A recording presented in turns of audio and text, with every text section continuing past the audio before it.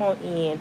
I have a few things I want to talk about life. This video is a little bit. I'm gonna talk about Jamie Foxx and Diddy, but I'm gonna talk about life real quick because some people fail to realize, especially these young folks, about my videos, who I am, what I stand for, and some of the nonsense that I refuse to deal with.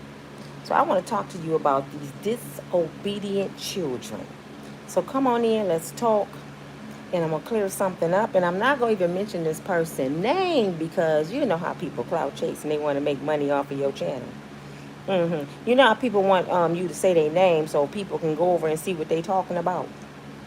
How y'all doing? Come on in. Let's talk. Have a seat. Make sure you like, share, and subscribe. This is your girl, Nina, from Unbreakable Strong Woman. And I'm going to make things clear. And once I speak my piece, it's spoken, and I have nothing else to say about it, okay? First of all, let's talk about the new video with Jamie Foxx and Diddy. Let me get that out the way.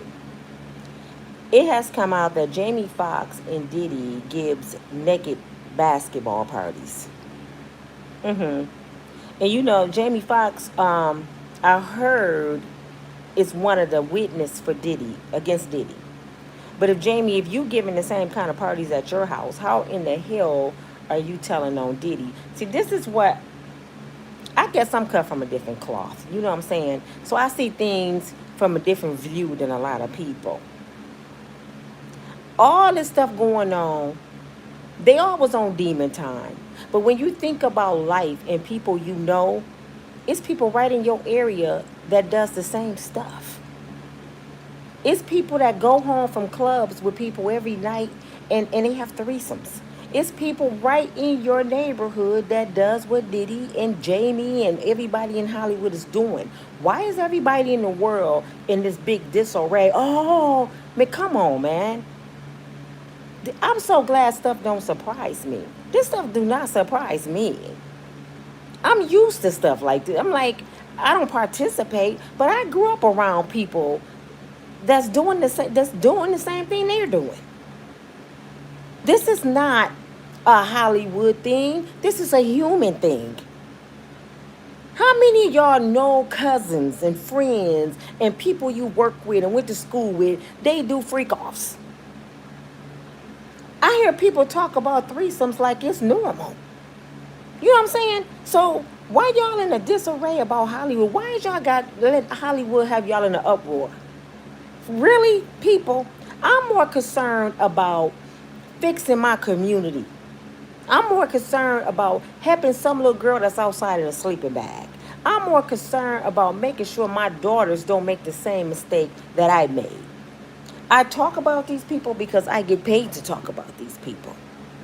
But I'm not surprised. Nothing surprises me when it comes to a human being.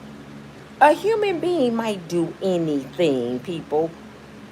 So, Jamie Foxx, he was having the parties. He started off recording Diddy years ago. Do you know how long Jamie Foxx been in this game with Diddy? Over 30 years, too. So how in the heck, this is what makes me mad about the law. How you getting a bunch of freaks to testify against a freak? How you getting a bunch of people that help put the white parties together and the party flavors, if you know what I mean, to testify against the person that threw the party? One thing I know for sure, Diddy didn't do this shit by himself. So all these victims, I'm not buying it no more. I'm to the point from Oprah to Beyonce, to Jay-Z, to Mary J. Blige, to Faith Evans, to Stevie J, to Cassie, to Usher. All of their asses are freaks. And they all need to go to jail. I am so sick of this victim shit. All of y'all asses been doing this shit together for years. And now people want to run and throw a rock and hide their hand. Lock all of them up. Diddy should not be the only one in jail right now. Because let me tell you this. I never had no $1 million at one time. I'm for sure I had it throughout my life. But the people I know got a pretty little penny. When they throw an event, because I just went to a $1 million mansion party. when they throw an event, they don't really touch nothing. They too rich. So they pay people to cater the food, to bring in the drinks, to put a little sugary piss in some of the drinks. They don't get their hands dirty because they're rich. So guess what? Diddy stood back and gave orders and everybody else did what he said. Trust and believe. Diddy did not put nothing together but for that party but showing up. That's all Diddy did is he showed up and he had a list of who will do what and they did it. That's what big bosses do. They don't put in no work like that. So who put the party together? Who brung the Krugs with the D? Who spiked the drinks with the Krugs? He didn't personally do it. But he going to jail. Because grown folks want us to believe I was too scared, so I did it for 14 years. Get the hell out. I'm not buying it no more, man. It's too many of y'all now. It's over 3,000 people that say they was made to do it. And they trying to say this.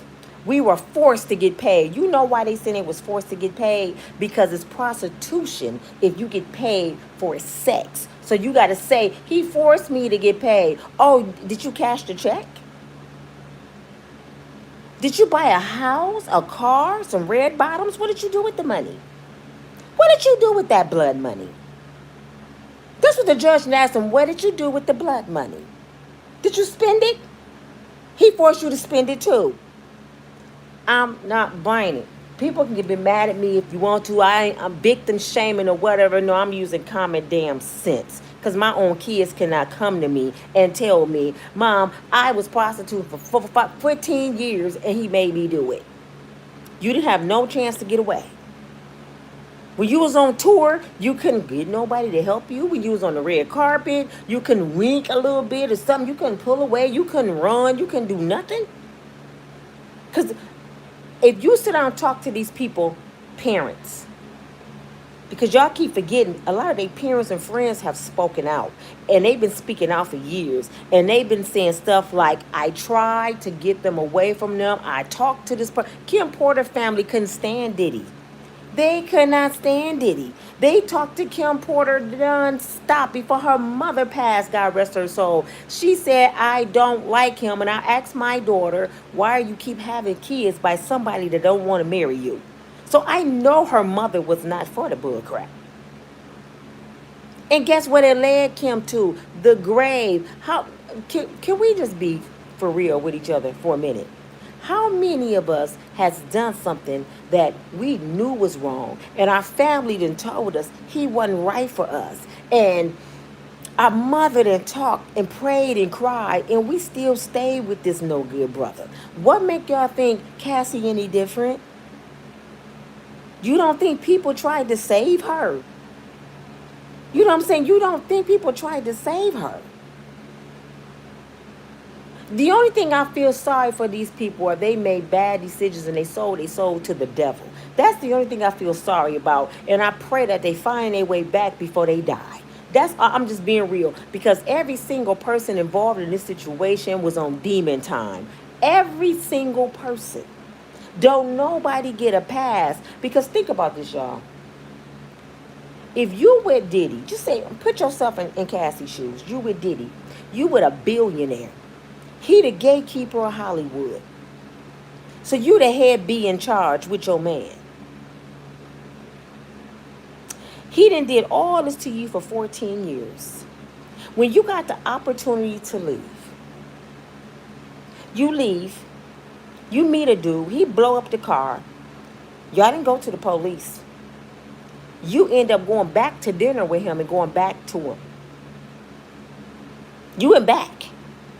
And I keep telling people, the reason people go back, a lot of times, especially when you're dealing with money, is because you miss that lifestyle.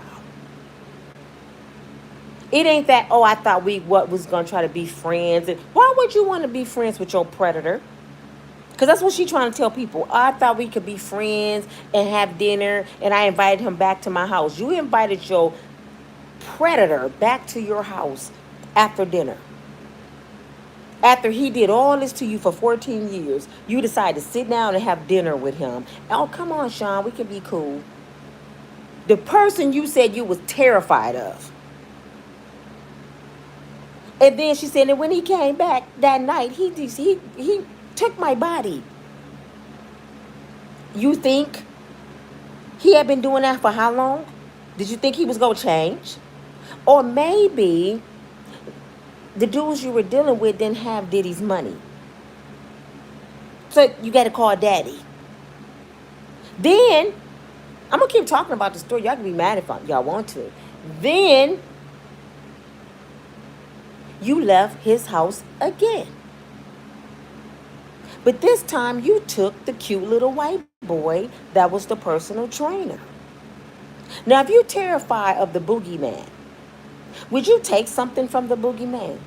You not only took his personal trainer and screwed him, you took personal property. That's how you blackmailed him. You took all Kim Porter's shit up out of there. Allegedly. All this is alleged. But you took all this stuff out of there. This is for my pocket. This is my insurance, just in case I go broke. So you left with property that you stole, and you left with his personal trainer that you was screwing. So y'all want me to believe that her and the personal trainer just started sleeping together after she left? Or was they sleeping together in Sean's house? Just like Marjorie sleeping with Steve Harvey bodyguard, Big Boom, allegedly. But she was sleeping with him before she met Steve. Y'all give people too much credit. Y'all give to people too much credit. When you seen some of the things I seen and been burnt like I've been burnt, don't nothing surprise me. And I know a snake when I see a snake. I don't try to turn a snake into an angel. When a snake bites you, it's poison. That's a snake. Because how you end up with this man's friend? When you think she will run off somewhere and hide, go up in the mountains, go get close to the universe and God and pray and get some healing and get all them demonic spirits off of her for 14 years she been getting ran through with all these demonic spirits on her, don't you think she would have went somewhere and got close to God? No, you took a man with you. Out of all the men you've been with, you wanted another man? And let me say this. Do y'all really believe the man that Cassie is married to was never involved in the parties and he worked for Diddy? He worked for Diddy. Y'all don't think he ever was involved in the parties? That man was involved too. Her husband. And then he comes out and say, I told my wife to come out and speak her truth. No, you didn't. No, you didn't, Blue Eyes. Let me tell y'all what he told his wife to do. Baby, we got all these bills. We live up north in Michigan on this farm. We ain't got no money. You or me don't work for Diddy no more. We broke. Where them videos and stuff you stole from the house? I think it's time for you to go to Sean and tell him what you got. She went last year. Y'all, this didn't just start. She went a year or 2 years before trying to get money from Diddy, and he kept saying, no, I don't care what you got. And then she brought up the big dog. Some serious. We don't know what it is yet. We're going to hear about it in court. And it has something to do with the record labels. It has something to do with Lucian Granger and Clyde Davis. Motown. Her lawsuit is not just towards Diddy. Y'all get your mind off that. Diddy was telling her no when it was just him. But when she came at him with the other proof, that's when the record company said, pay her now. How much she want? And they paid her $30 million in 24 hours. Because if she told their secrets, oh, now we got a problem. And you know why I believe a lot of the stuff coming against Diddy, besides him suing the liquor company, is because now your problems, Diddy, has become our problems. We have a wild dog in a kettle, and her name is Cassie. Now we got to get rid of you and that bee. Cassie ain't safe. And y'all think her little blue-eyed husband safe. They ain't safe. They all around New York skipping and shit and shopping. Okay. Serious people. Killers. Thank you for the love. Killers, they sit back and watch. They smart enough to know we can't touch her yet. Give it about 5 years and see when one of them accidentally go off a cliff. Y'all think I'm playing? Look how many people that accidentally went off cliffs around Diddy. Like Cassie doctor that gave her the breast surgery. He accidentally went off the cliff. Cassie already know what it is. She better be trying to lead the country. Because the part y'all missing, that was blackmail. The reason I'm saying this because every single second of the day, we seeing a new victim, and enough is enough because now it's a clown show. And I'm like, y'all all lying now. Y'all making yourself look like some fools now. Because did y'all see the little boy, the 6-year-old who is now 32, I think, 31, 32? Did y'all hear his story? I wanted to throw my phone out the window. I was so mad. You know what he said? Could y'all get my likes up, please? Let me tell you what he said. They showed the picture of Diddy hugging him. But guess why he was at the party? His father was the photographer. His mother was there with the father. They were working. And all the kids, even Diddy kids, was at the party because it was a family white party event. The F-off starts at 11:45 at night. So the picture shows Diddy hugging him, and his own father took the picture. You see how they lying to people? And now his big weird lying behind is on the internet saying, I remember Diddy hugged me uncomfortably around my waist. Boy, you was 5 or 6. Do y'all remember who hugged y'all when y'all was 5 or 6? Now you 30-some years old, you on a money grab, and Diddy hugged you wrong. But you was cheesing your butt off on that picture, and your daddy clicked the picture. And they want us to believe that Diddy was messing with kids at the party. Go watch the video. Her name is Melanie King. Melanie King. I seen it on her post just now. Awesome. She got over 700,000 subscribers. She the shit. Very detailed. I like her. I give credit where credit is due. I want to be you one day, sis, baby girl, because you're doing your thing. She showed the video. Do y'all know Diddy got on the mic and he said, if y'all don't want child protective services to get you all, parents, it's time for the kids to go. My kids are in the basement. Get your kids out of here because the party is about to change. How many of y'all been to a wedding reception and kids can come until a certain hour and they say the kids have to go? But before that, the kids dancing, they playing, they running around. They at Diddy party, they probably swimming. But they want us to believe the kids was the party flavors. If that's the case, why did he get on the mic? Go to Melanie. It's either Melanie King or Melanie King. Go over it. I think it's Melanin.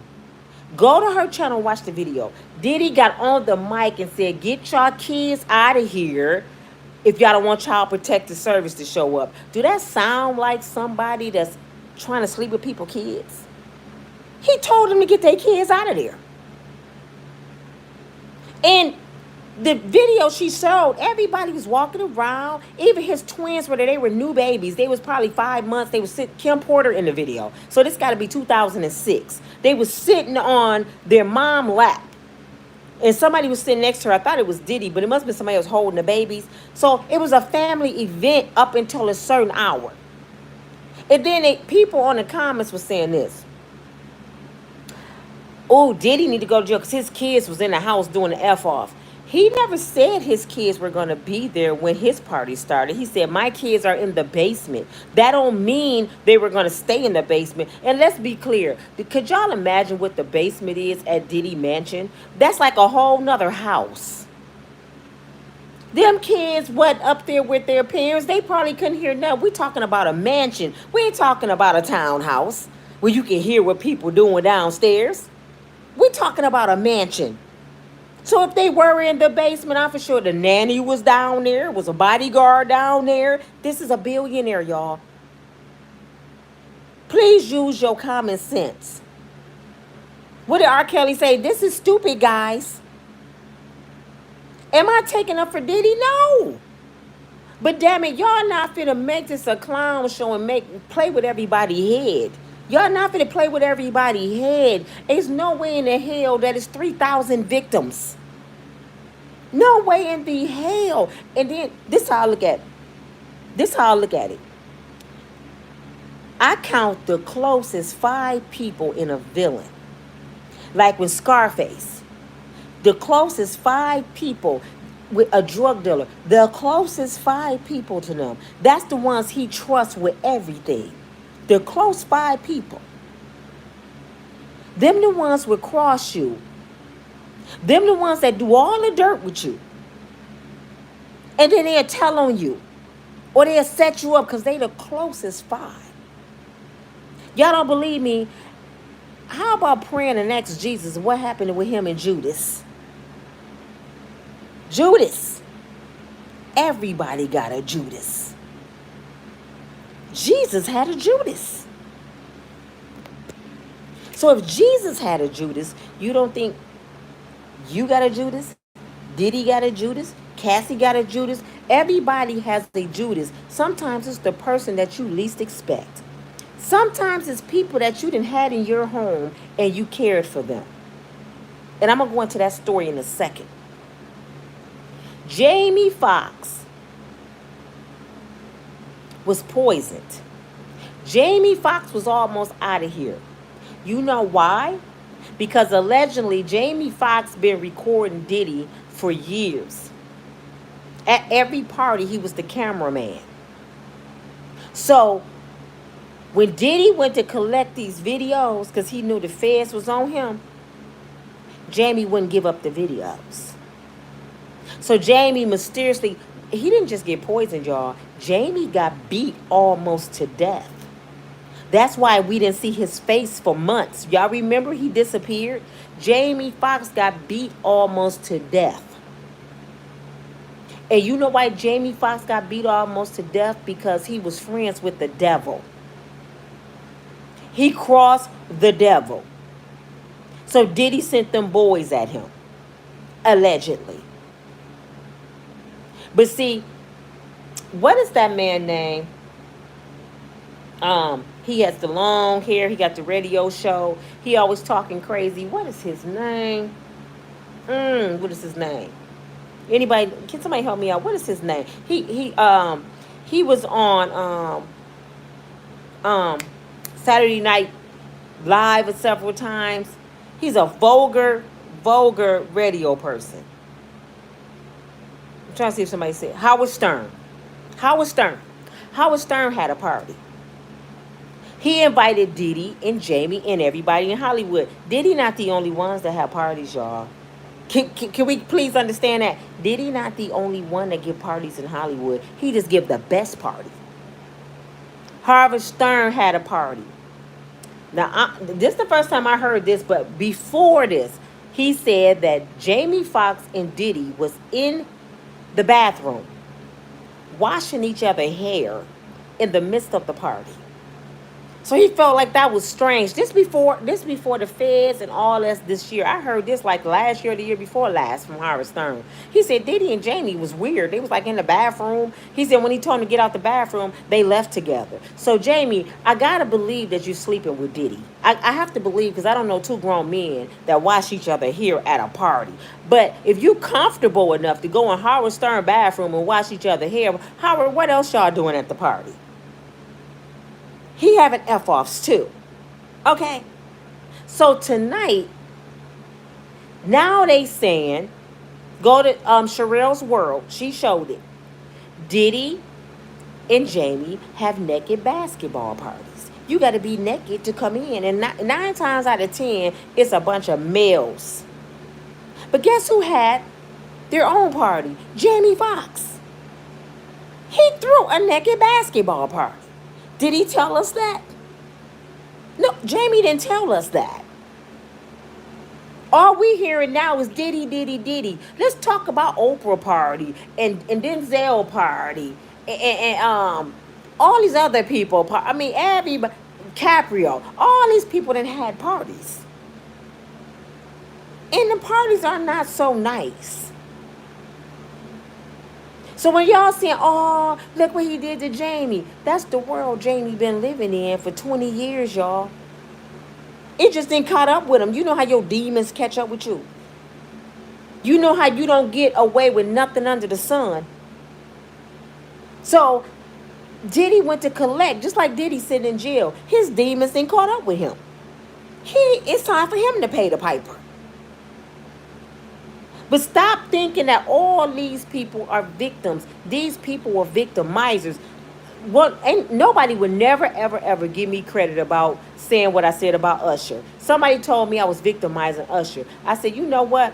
Usher victimized Justin Bieber. He started off as a victim and he became a victimizer. People got mad at me about that. Now it's coming out that Usher went and got this little white kid, victimized him, and then shipped him off to L.A. Reid. L.A. Reid 9 times 10 out of 10 victimized him, and then they send him off to Diddy.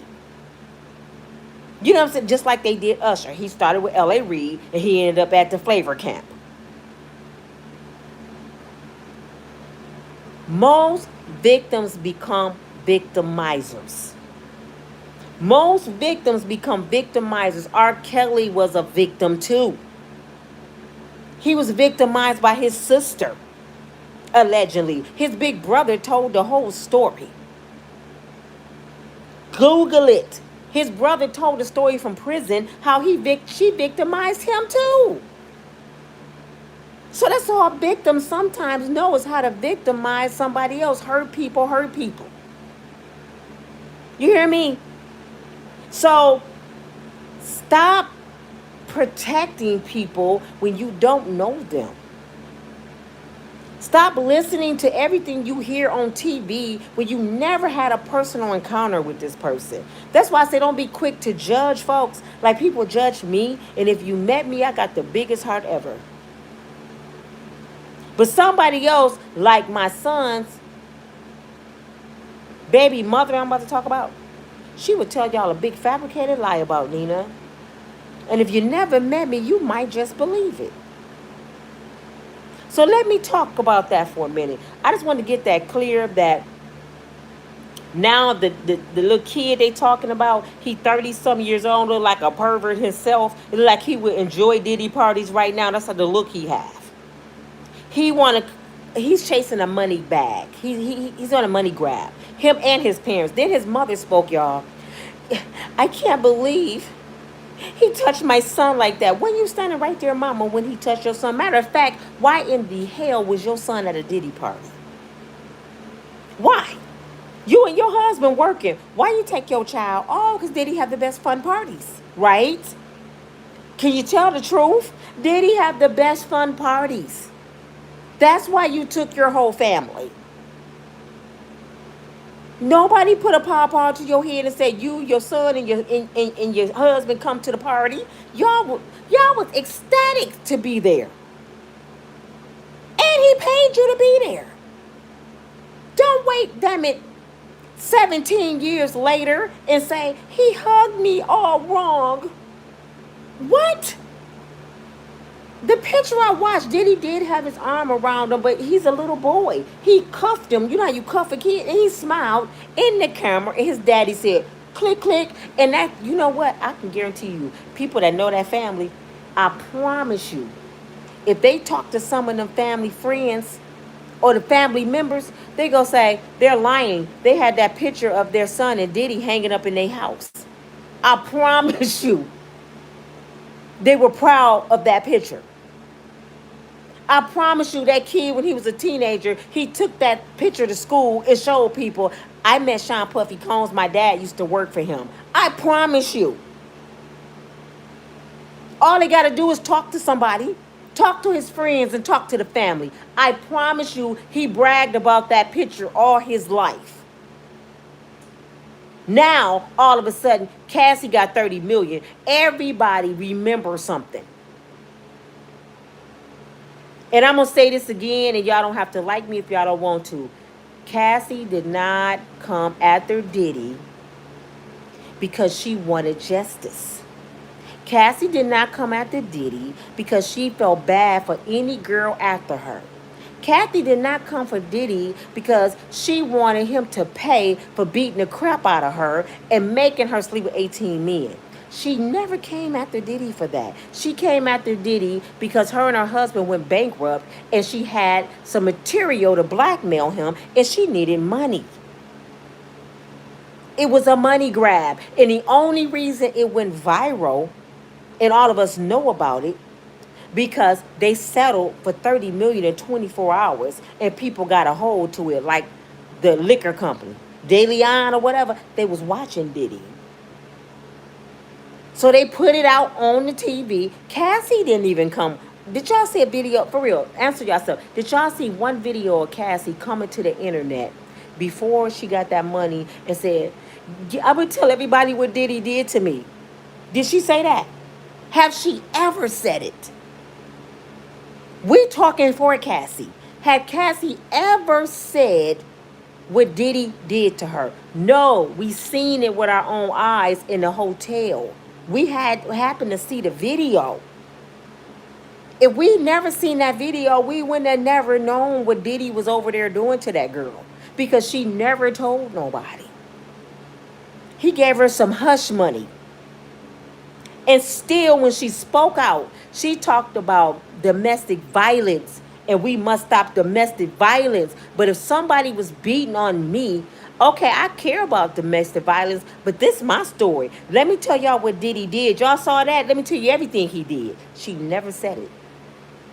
To this day, she never said everything she's been through. We're saying it. We talking for her. Have she been on any talk shows? Have she been on any news programs? Have she even started her own podcast? No, she got 30 million and her and her rich husband spending money and we stressed out talking about her story for her. We stressed out talking about her more than she talking about her. Let people tell their own story, people. Let Justin Bieber tell his own story. Let Usher tell his own story. I really want to give Cassie the benefit of the doubt.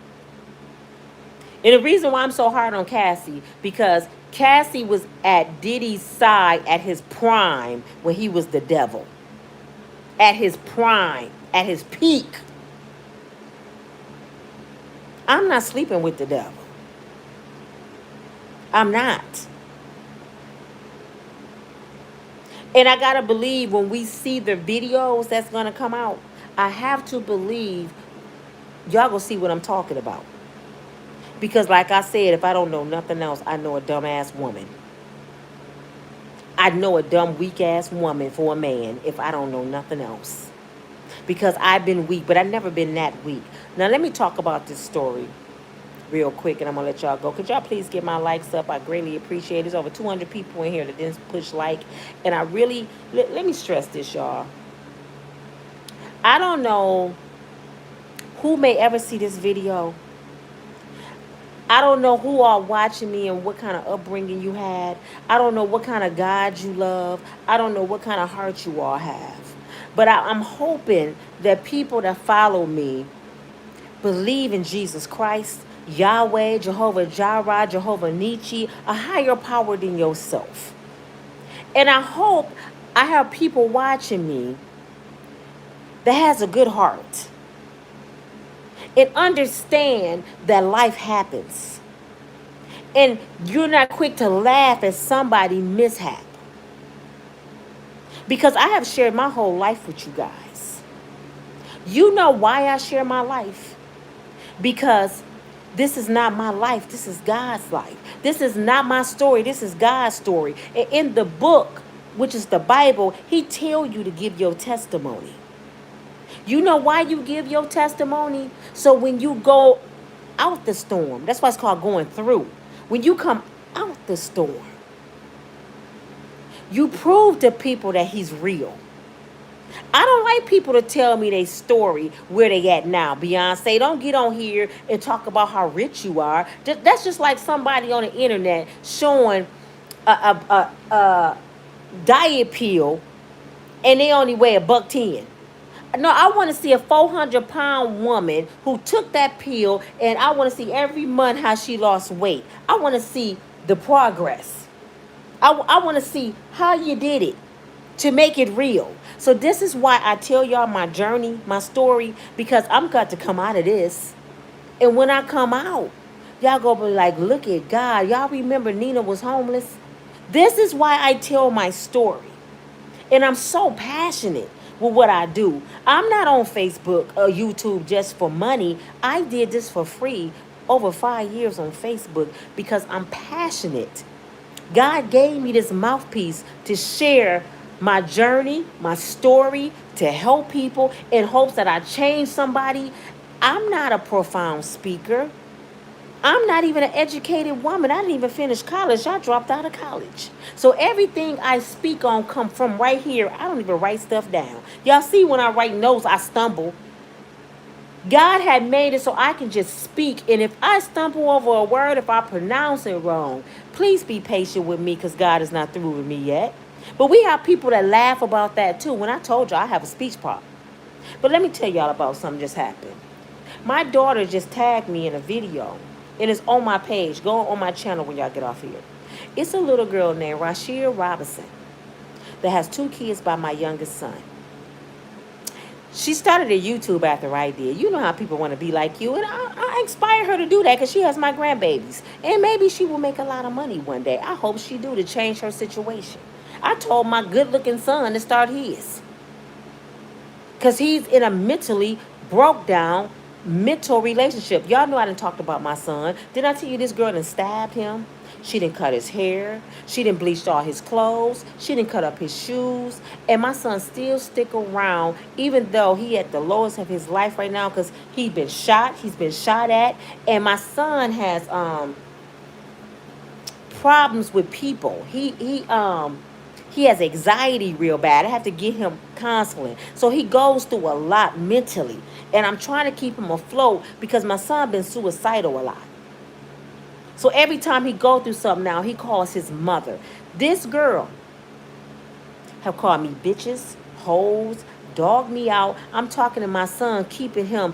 Listen to me. Listen to your mama voice. Don't do it. Don't do it. She done sent him to jail several times. Just the other day, yesterday, he called me because she called the police on him because he wanted to eat. After she had ate his food earlier. She do stuff like this. This one of these gutter people. It's a video that she made on her channel, and I'm just now seeing it 5 months ago speaking about me. Okay? And in a negative way. And the reason I'm not saying her channel, y'all can go follow her because you know how people clout chase. They want your audience to go over there. But what I don't deal with is a disobedient child. This girl, 25 years old, and cursed me like I'm her age. And I always tell my son, no matter what her mama over there doing or saying, never disrespect that woman. Walk away, son. You never disrespect your elders. But no, she has disrespect me. I met this girl when she was 15 years old, y'all. My son brought her home. Now, my son was real shy and reserved, so he never really talked to girls. He liked that little girl. I remember Valentine's Day came the first time. He said, Mom, I want to buy her something nice. I like her. So I went out and I bought this girl a watch. I bought her a teddy bear. I bought her candy and balloons. My son was only 15. I wanted her to feel special because little girls need to feel special. He said, Mom, She been through a lot. I didn't know at this time what she had been through. He said, and she's so sweet. Everybody at school be trying to fight her, and I take up for her. And I'm like, okay. So several times I came home from work, I started catching her in my house. I kept saying, don't come over here because you'll end up pregnant. Don't you be laying up at my house and I'm not at home. She ended up pregnant. But before that, I went over to her house. I found out where she lived through somebody that knew her, right? I hope y'all ready for story time. I knocked on the door and I was about to walk away because it's my old neighborhood. I was about to walk away because when nobody answered the door. And finally, this lady in a wheelchair answered. She couldn't hardly talk. So I'm asking her, is Rashia's mom here? She was trying to say something to me, but I couldn't understand. And she just did like this, told me to come in. So I come in, and I'm looking around. I wanted to cry because this lady was handicapped. Her bed was in the dining room. It was paint coming off the wall. So I know that it was lead in the house. Like it was mold in the house. And I'm like, oh my God, this little girl is living like this. I didn't laugh at them. So finally the mother picks up the phone. She calls her sister. She give me the phone and I said, hello? And she said, who are you? And I'm telling her, I said, well, I'm Geno's mom. And I'm talking to her, right? She said, well, what's going on? I said, I'm coming over here about Sheiaa. She's laying up at my house when I'm at work because I'm a worker. I grinds. I barely was at home. My kids were older. I had older kids older than him. So, and my brother lived with me. I said, I told her don't come over. I said, her and Geno laying up, and I don't want this little girl to get pregnant. No, she was pregnant then. I said, she didn't got pregnant. She said, what? She said, oh my gosh. She said, that's her mother you're talking to. My sister had a massive stroke and almost died. Oh my God, I wish you would have called me first. It's going to get her upset. She was shaking, and I'm trying to calm her mother down. Come to find out, her mother, and I'm not trying to be funny, was a chronic alcoholic. She had a massive stroke, and she almost died, and she's in a wheelchair now. By the grace of God, she's coming around now. And her father was shot 8 times, and he's in a wheelchair too. He don't live there. So this little girl had been through some stuff. So now I got a special heart for her, right? I'm like, oh my God. So I go back, I said, why you didn't tell me your mom was handicapped? I didn't want nobody to know. So I started helping her through the pregnancy. She didn't have nowhere to go because they were going through a hard time. Her mother boyfriend was over there using her mama, taking her disability check. It was a mess in her house. So I let her come stay at my house. Come and stay at my house. I will help you. One day she had, this is on her video, go watch it. I'm trying to explain myself because she lied on me. This little girl lied on me. She had an interview at Bob Evans. Because I encourage everybody in my house to work. We're workers. My son not working because you become a product of who you around. And I don't like it. But I took her to an interview, right? When she was getting out the car, I got a glimpse of the bottom of her feet. She had holes in her shoes, and it was wintertime in Michigan. I said, Sheiaa, you got holes in your shoes? She said, yes, ma'am. I said, why you didn't tell me? Well, my mom will go buy me some shoes next week. I said, but baby girl, you got to go to work and school. What? You can't be outside like that. Your feet don't get cold. She said, nah, I'm used to it. Do you know after her interview and I took her to school, do you know I went and bought her some boots? I gave them to my son. I said, make sure she get these boots. She put the boots on. She told me, thank you, hugged me. Thank you, Miss Nina. I appreciate you. She started crying. That ain't it. After she had my grandbaby, she started changing. Her family wanted to fight my family. She wanted to act crazy. One day she was over there visiting because by this time she went back home, right? Her and my daughter got into it, and my daughter threw something at her brother, and it almost hit the new baby. And she said, I didn't mean to try to hit the baby. This girl calls her family. They come to my house 6 cars deep to fight. Disrespecting me all up in my house. I took out my father's war sword. And I said, Anybody come through this door, I'm chopping they damn head off. They was trying to kick my door down, y'all. My brother pulled up. He got it under control. The police had to come. Her brother called me all kind of bitches and hoes in my living room. And the only reason my brother didn't do nothing because he was on parole. I forgave her after that. She came back to my house. I don't even know these people. You know what I'm saying? I go to work every day. She on her video telling people, I live with my son. I have 4 kids, 3 baby fathers, and I do. But she forgot one part. I only been in 5 serious relationships and I'm 55 years old. She forgot one part. My last 2 kids got the same daddy and I was with him 25 years. She forgot one part. My son father, I was with him for 6. She forgot one part. My oldest daughter father, I was with him 4 years and he went to prison because he was selling crack cocaine. He was one of the biggest drug dealers in Michigan and got 12 years. So when you want to tell my story, tell it right. She forgot one part. I have 3 baby daddy, 4 kids because I'm not a stupid female. I'm not going to stay with a man just to say all my kids by one no good ass man. When you do me wrong, I'm out. She forgot one part. I had babies by dudes I shouldn't have had babies by because I wasn't married. I was fornicating. I was living in sin and I had to pay the piper. She forgot one part. I raised my kids by myself. She forgot one part. I don't drink, I don't smoke, and I don't hoe. She forgot one part. I was raised by both my parents. I had a daycare through the state of Michigan for 10 years because she on her video saying where the business at. Girl, I had a daycare for 10 years through the state of Michigan. I had a boutique. I done been managing banks. She forgot one part. Life happened. You know why life happened to me? Because I help people like her.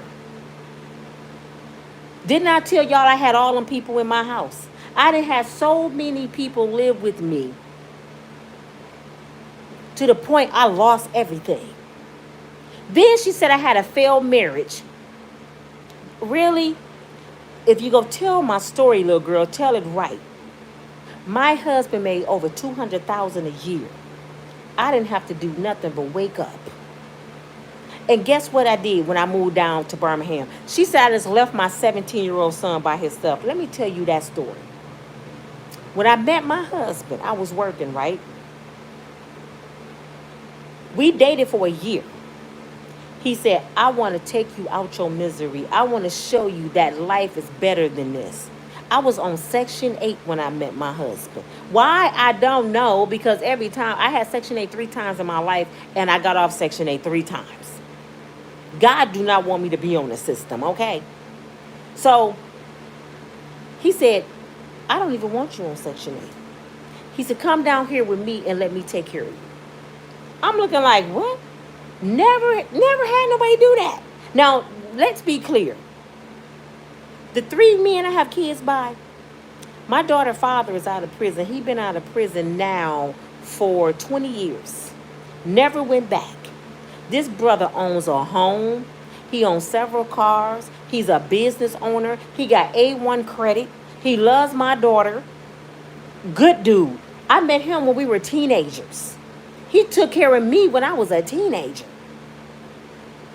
My son's father, that's in Chicago, he's one of the biggest DJs in Chicago. DJ Disco.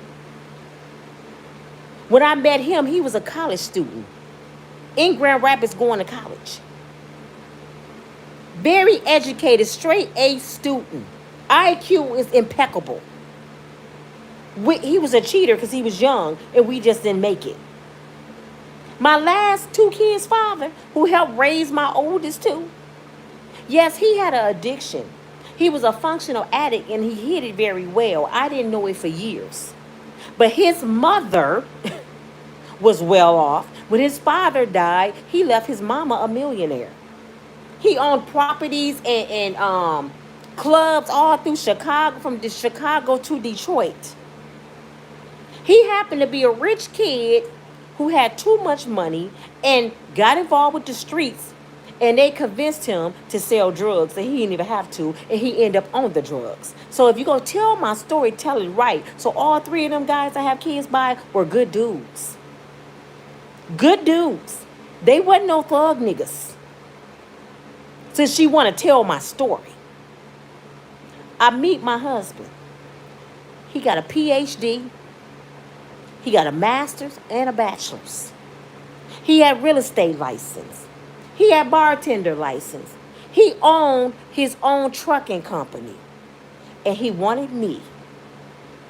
He moved me down to Birmingham. This is where I went wrong, and I want some of you ladies that's listening to learn something. For the ones that's chasing other people money, y'all need to learn something from TT Nina tonight. Stop chasing other people's stuff. Stop asking God to send you a man to take care of you, because you might get it. I did. Where I went wrong, I went against the grain of how I was raised. My mother always told me, don't go nowhere without your own. You know what I did? I sold everything I worked for. And see, this is the part she missing. She didn't tell y'all I lived in a townhouse and my shit was laid. I've never lived nowhere my house wasn't laid. Laid out. She didn't tell you my 17-year-old son had a California King in his room with a video game and a 65-inch TV. She didn't tell you that my son had a bunch of designer clothes in his closet. And my oldest son lived in the basement with the same stuff. And my daughter lived in the next room with the same stuff. She didn't tell that part. No. She didn't tell nobody I had a van and a car. She didn't tell nobody I was a manager over a bank at this time. She didn't tell that part. She told people on her video I was a bum bitch. Okay, the one that took care of her. She lived in my house. Okay, let me continue. And I know I don't have nothing to say. I have nothing to prove. But don't make no video about my life, because I talk about myself already. I have several videos and testimonies about my life. I have no secrets. I have no cut cards, because God have always brought me out of my struggle. I love bragging about God. Do you? I love bragging about God. So I moved down to Birmingham. Where I went wrong is I went against my parents and I sold everything, all my nice stuff I had, even my nice clothes. I listened to this fool because I'm thinking I never been to Birmingham. Is it hot down there all the time? He said yes. I had mink coats. I had banging suits with the boots and the purse to match. You've never seen Nina not stepping out looking like a businesswoman. I never been a hood rat. I never dressed like a floozy. Everywhere I went with class. You couldn't catch me without wearing a $200 or $300 suit. Pantsuits, vests, jackets, everything, I had it. I gave it away. Because I'm thinking it's hot down in Birmingham. Don't nobody dress like, this is what he told me. Ain't nobody dressing all like that. You dressing like you in Hollywood or something. So I gave it away. Like, damn, I'm going to turn into a country bunk. Okay. Get down there. He got a nice place. He was living on the road for a long time, so he was, he got the place for me. My daughter go down there with me. My baby girl, my oldest daughter, her friend, they followed us down there. I'm going too, Mama. They packed up their stuff and they went too. My baby boy that's 17, he had a room for him. He had a 3-bedroom, one for my baby girl and one for him and one for us. My oldest daughter and her friend was just going to stay for a little bit till they got their apartment, right? When it was time to go, my baby boy, 17, didn't want to go. He wanted to stay with the little girl. I said, what do you mean? I ain't going, Mama. I'll go to the courts and tell him I don't want to go. He's 17. In Michigan, a male is grown at 17. I said, listen, son, you could start a whole new life down there. He had already been shot. He didn't want to leave the little baby that he had, and he didn't want to leave her. So he wanted to go over there and stay with them. I said, if her mother said you can stay over there, ain't nothing I can do. But I'm leaving. I hate Michigan. Right now, I'm trying to get out of Michigan. I hate this place, son. This is my chance to change my life. So you need to come. You can go to college. You can probably go down there and play football. My husband told him I would pay for you to box. He put him in. I'm gonna get to that in a minute. This is a long story. Y'all ready for story time? If y'all gotta go to bed, I understand. He stayed. Before I left, y'all, I took his bed to that girl house. I took his TV over there. I bought a bunch of laundry soap. I think I bought probably 10 boxes of laundry soap or a Tide. I bought fabric softener. I filled their house up with groceries. This before I left. Then I put a couple of $100 in his pocket. Then I gave him his bank card, which was from Navy Federal, because my husband, I forgot that. He was a military veteran from the Navy. So he had all my, this before he married me, he had all my kids on his Navy Federal banking account before I married him. They all got their own Navy Federal account. So I gave him his Navy Federal card. Whenever you need money, I will put money on your card. When you ready to come, I'm a phone call away. So he stayed. This little girl got on her video and said, I left my son behind and I chased a nigga. This is what she said. The same girl. Remember, I helped her. When I said I paid their gas bill, I gave my son, let me tell you what, because she said, she lied and said she paid my mom gas bill. Winter came, right? It ain't winter in Birmingham. It's nice and hot down there. My son called me and said, Mom, their gas is off. I said, what? It's winter time. I sent my brother to pick up my son, take him to Walmart, and get space heaters throughout their house. I gave my brother the money to go get 4 space heaters. And then I gave my son a couple of $100 to give to that woman to put towards her gas bill. She lied and said, this bitch lied and said she paid my mom a gas bill. I wasn't going to pay the whole damn bill. I didn't have it like that. This is my husband's money.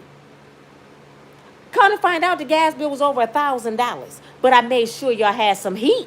You left that part out, little girl. I made sure y'all had some heat because my son was up in there. I said, G, do you want to come down here? No, Mom, I can't leave her. My son here. I said, you and the baby. I said, you know what? Bring her. Because I could tell he ain't coming without her. Bring her and just come on down. Then her mother got evicted. She had to go stay with her mom because she's handicapped. God bless her. So I like her mother. I never disrespect that woman. I still to this day pray for that lady. So she had to go stay with her mama. I said, you know what, Rashia? You and Geno and the baby coming to Birmingham. My husband had already discussed it with me. He said, just tell him to bring the baby, Nina. They already got a baby. Just tell him to bring the baby. We paid for my oldest daughter, because she had went back to Michigan by then. We paid for my oldest daughter and her friend to drive them back to Birmingham. They came to Birmingham. They were there a week. Guess what we did in that week? Let me back up a little bit. And the only reason I'm giving this testimony because I don't like people to lie on me. I just don't like, don't try to make money off YouTube off a lie. Little girl, you're lying. And I got proof of this. I can pull some bank statements from back then. But anyway, this little girl never left her neighborhood. Let me tell you, she never left Michigan. She never went nowhere outside of Michigan. My kids have been everywhere. So when she got down to Birmingham, she was so excited. I never left Michigan, Miss Nina. It's so pretty. Oh, my God. They had their own room. Super king bed again. TV, cable. We lived in Vestavia Hills. Whoever know Alabama, whoever on here that's from Alabama, y'all know about Vestavia Hills. Vestavia Hills is an upscale suburb with a number of rich people. My husband moved me among a bunch of rich folks. It was like Beverly Hills. You know what I'm saying? We wasn't one of the rich people, but we was among the rich people. We was all right. So it was a pool and everything. She was so happy to be out of Michigan. And I said, you never left Michigan? She said, I never left Michigan. Guess what I did that weekend? I drove them to Atlanta to Six Flags. Let's go to Atlanta. We went to Atlanta? She was so my son, he had never been. Mama, we going to Atlanta. We going to Atlanta, which is an hour and a half away. We spent the whole day at Six Flags. Had a black. I got the pictures. I got pictures. Ate dinner there. We had a blast in Atlanta the whole day. Then my husband came back from off the road. He said, I got a surprise for you for your birthday. Now, they got there in April. My birthday in June. He said, I got a surprise for you for your birthday. Now, we go on vacation every year on my birthday. I said, oh, yeah. He said, matter of fact, it's for the whole family. I said, what? He said, I'm taking everybody to Pensacola. She said, what is Pensacola? Florida. She said, oh, my God, we going to Florida. My kids excited. I said, y'all go love Florida. We all went to Florida, y'all. This little girl never been out of Grand Rapids. We took her to the ocean. Not only did we take her to the ocean, we stayed in one of the best rooms down, and my husband paid $300 a night for each room, and everybody had their own room. She didn't tell that part. My son had his own room. Geno had his own room with her. We had our own room, and he paid $300 for each room. He fed everybody. I have pictures of us on the ocean, and I'm going to post them because she's a liar. She did not tell that part. She didn't even have a bathing suit. I had to go buy her a bathing suit. We ate every night at the Tiki Bar on oceans, at the ocean. My husband paid for that. Then we came back. He sat her down, sat my son down. He said, okay, y'all down here. What's the plan? He said, no, we got to get y'all a plan. He said, because I want to help y'all get y'all own place to get on y'all feet. Y'all didn't come down here to chill, right? And he would go back on the road. The plan was neither one of them had finished high school. So I signed them up to school. They were doing like an online school, but also on campus. She was too lazy to get up in the morning and go, but my son kept going. He finished like in, I would say in 2 months. I got the pictures of his graduation. She got jealous of him. It's not fair. That was her favorite word. It's not fair. I said, nobody didn't tell you not to go to school. Then she got mad, started being disrespectful. My husband said, you got to go. He put her on Greyhound bus. She went back home. He put my son in the Golden Gloves. My son was fighting in the Golden Gloves in the best gym in the South. Deontay Walters? Y'all know the boxer? That's his gym. He had the same trainer named Dave that Deontay Walters, and I'm not saying his name wrong, was in. My husband paid $100 a month or $200, something like that, for him to box. Dave was the best trainer in the South, and my son was on his way. He was 17 years old. He probably turned 18 by then. He had turned 18 in April. By the time they came to Birmingham, he was 18. Dave said, your son's so good, and he never been trained. He about to be a champ. He was about to do tournaments. And then Mike Tyson was about to be a special guest at the gym. Do you know my son let this girl convince him to come back to Grand Rapids, and he dropped out the gym? He gave up his life and followed her back to Grand Rapids, and they was homeless on the streets in Grand Rapids. I'm calling him, kept him with a phone. Gee, please come back down here. He wouldn't. He loved this girl that much. If she homeless, mama, I'm going to be homeless. So he came back following behind her. I had a friend on Sherman Street named Theon. I said, could you make sure my son's straight if he need anything? Because I really don't have no family there. Everybody down here. So I don't want my son to be outside. But I can't make him do nothing. He 18. Things got so bad. Her family treat him so horrible. Wintertime came. They got into it, right? She was at her grandmother's house. They put my son out in the blizzard with no coat. He called me crying. Gee, why you keep doing this to yourself? Go around the corner to Theon's house. Theon knows them. He went over there and cussed them, everybody in the house out. Y'all go put this kid out with no coat in the wintertime. He gave him a coat. He gave him a couple $100, and he put him on the Greyhound bus to come back to me. He gets back down to Birmingham. My son back in the gym. Life going good. He started working at Family Dollar. This going to make him a supervisor. He started working at Family Dollar.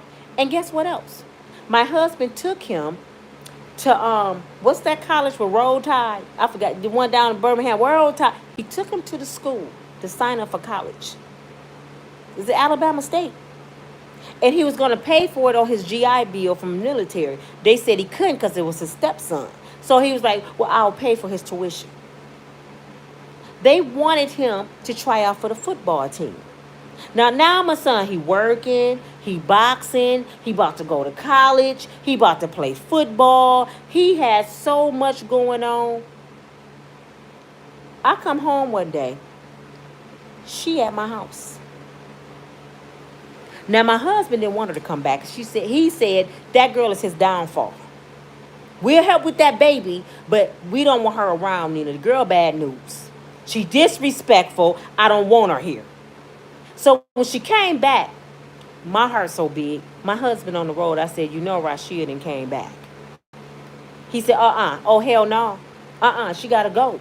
Because when she around, he at his worst.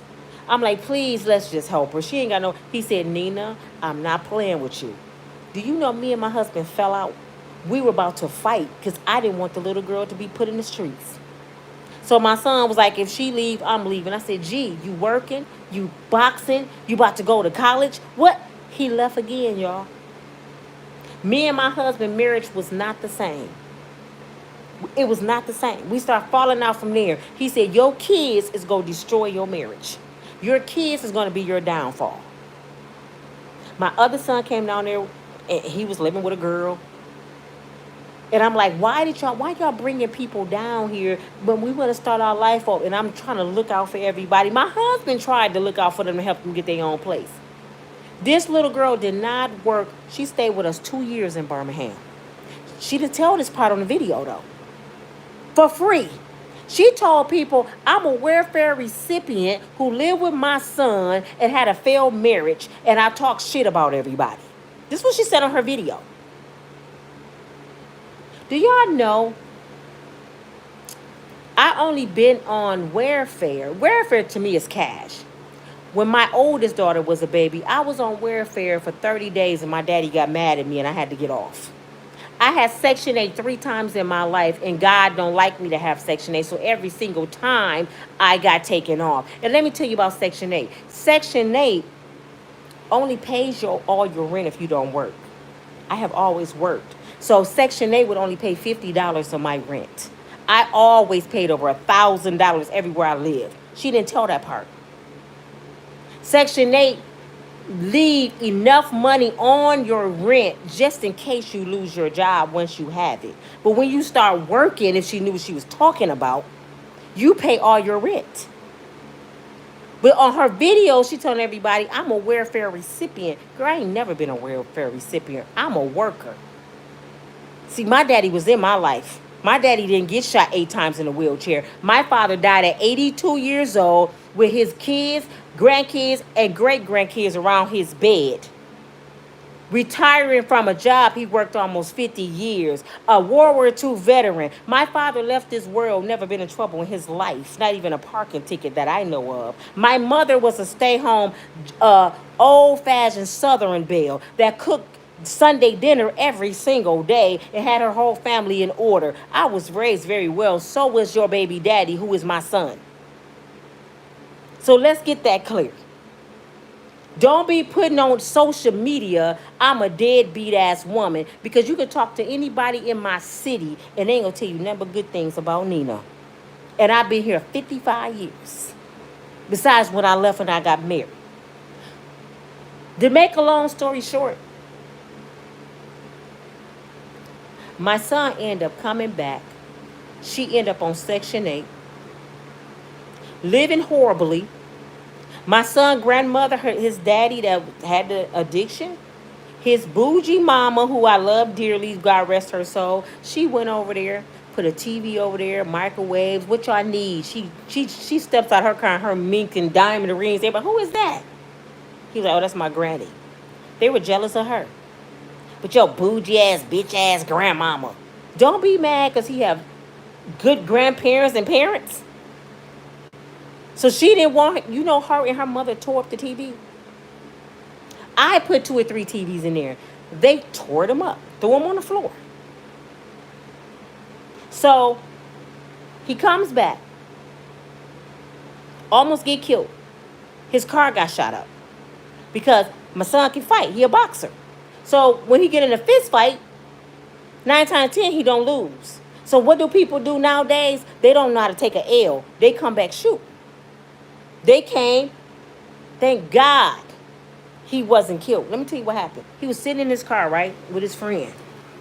Well, actually, they got into it with the neighbor. He beat up the biggest dude out there, which was his daddy size.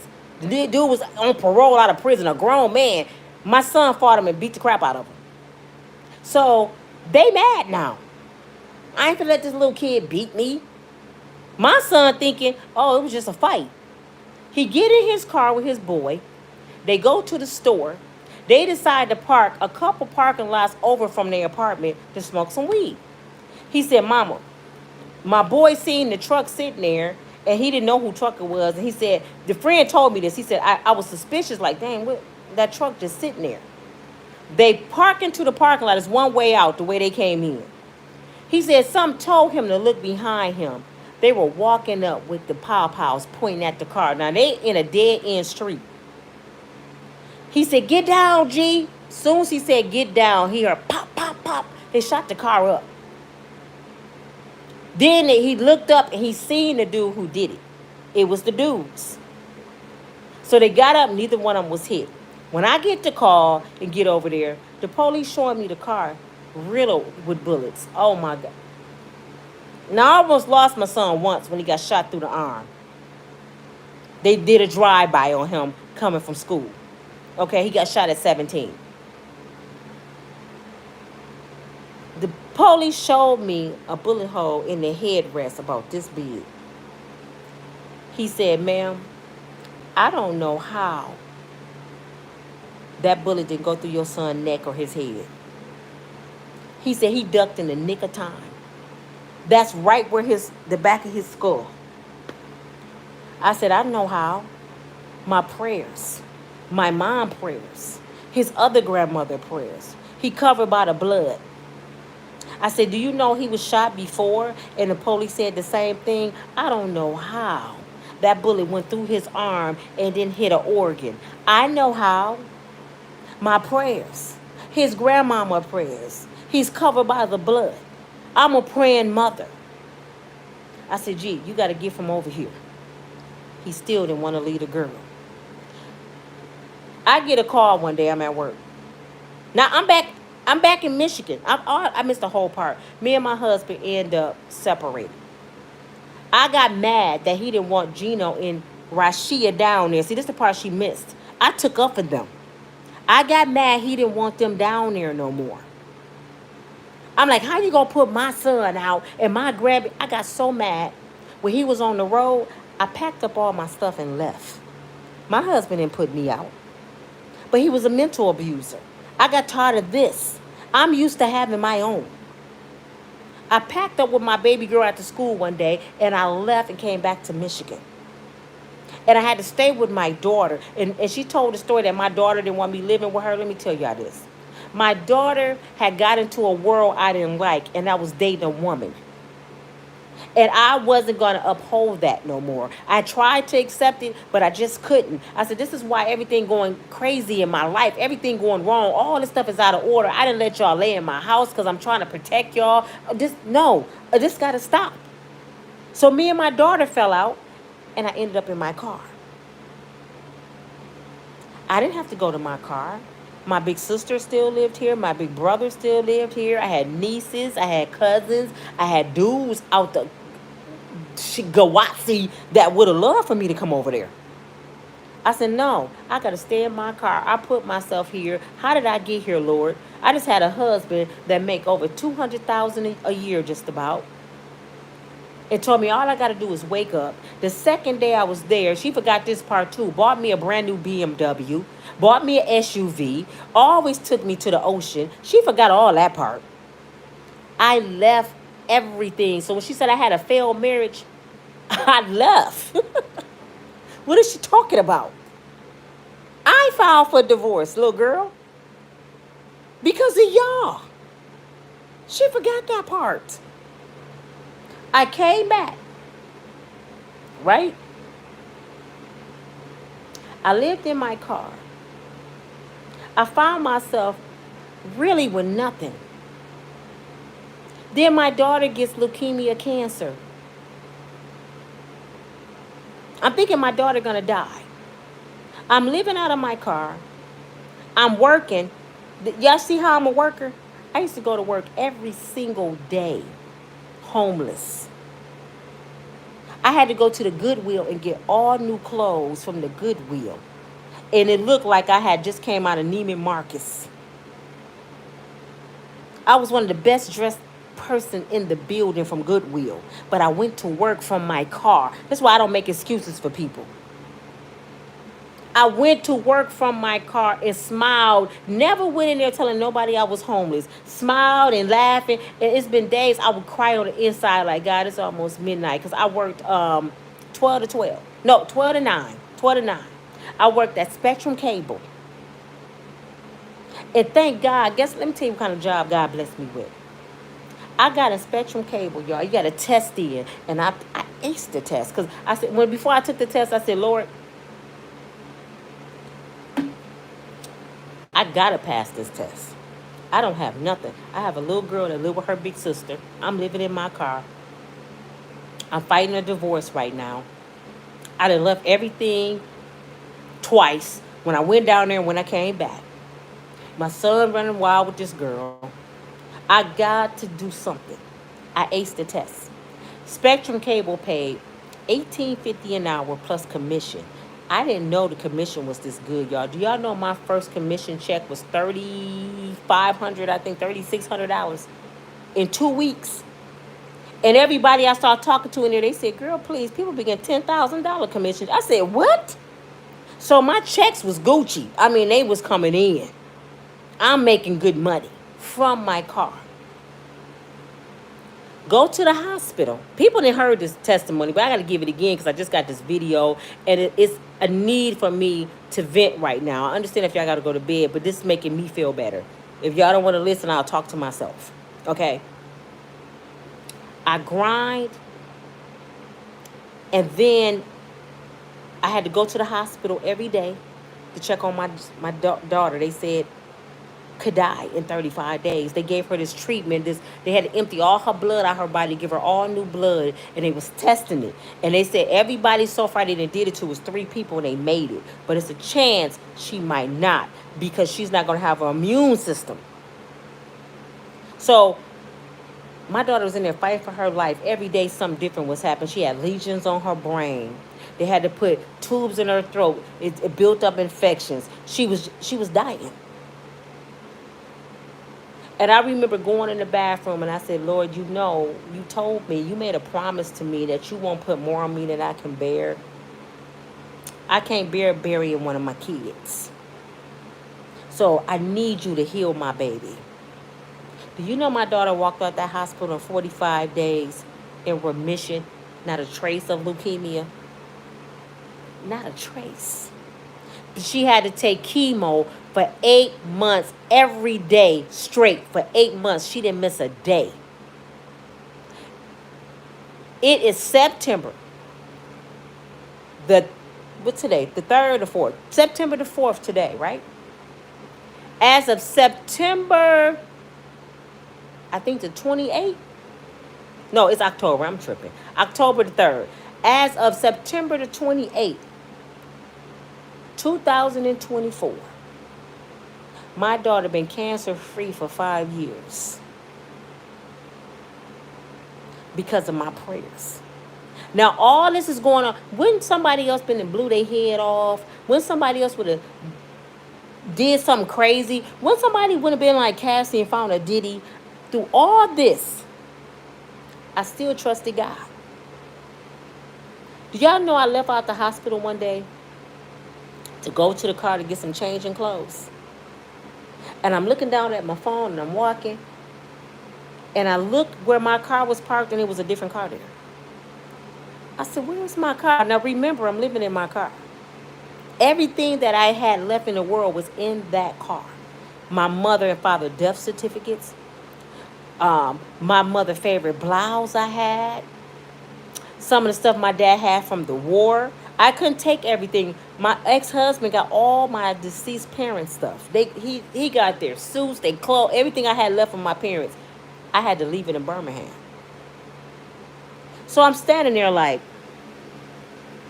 where's my car? I fall to my knees and I said, Lord have mercy. I know this man did not come and take my car.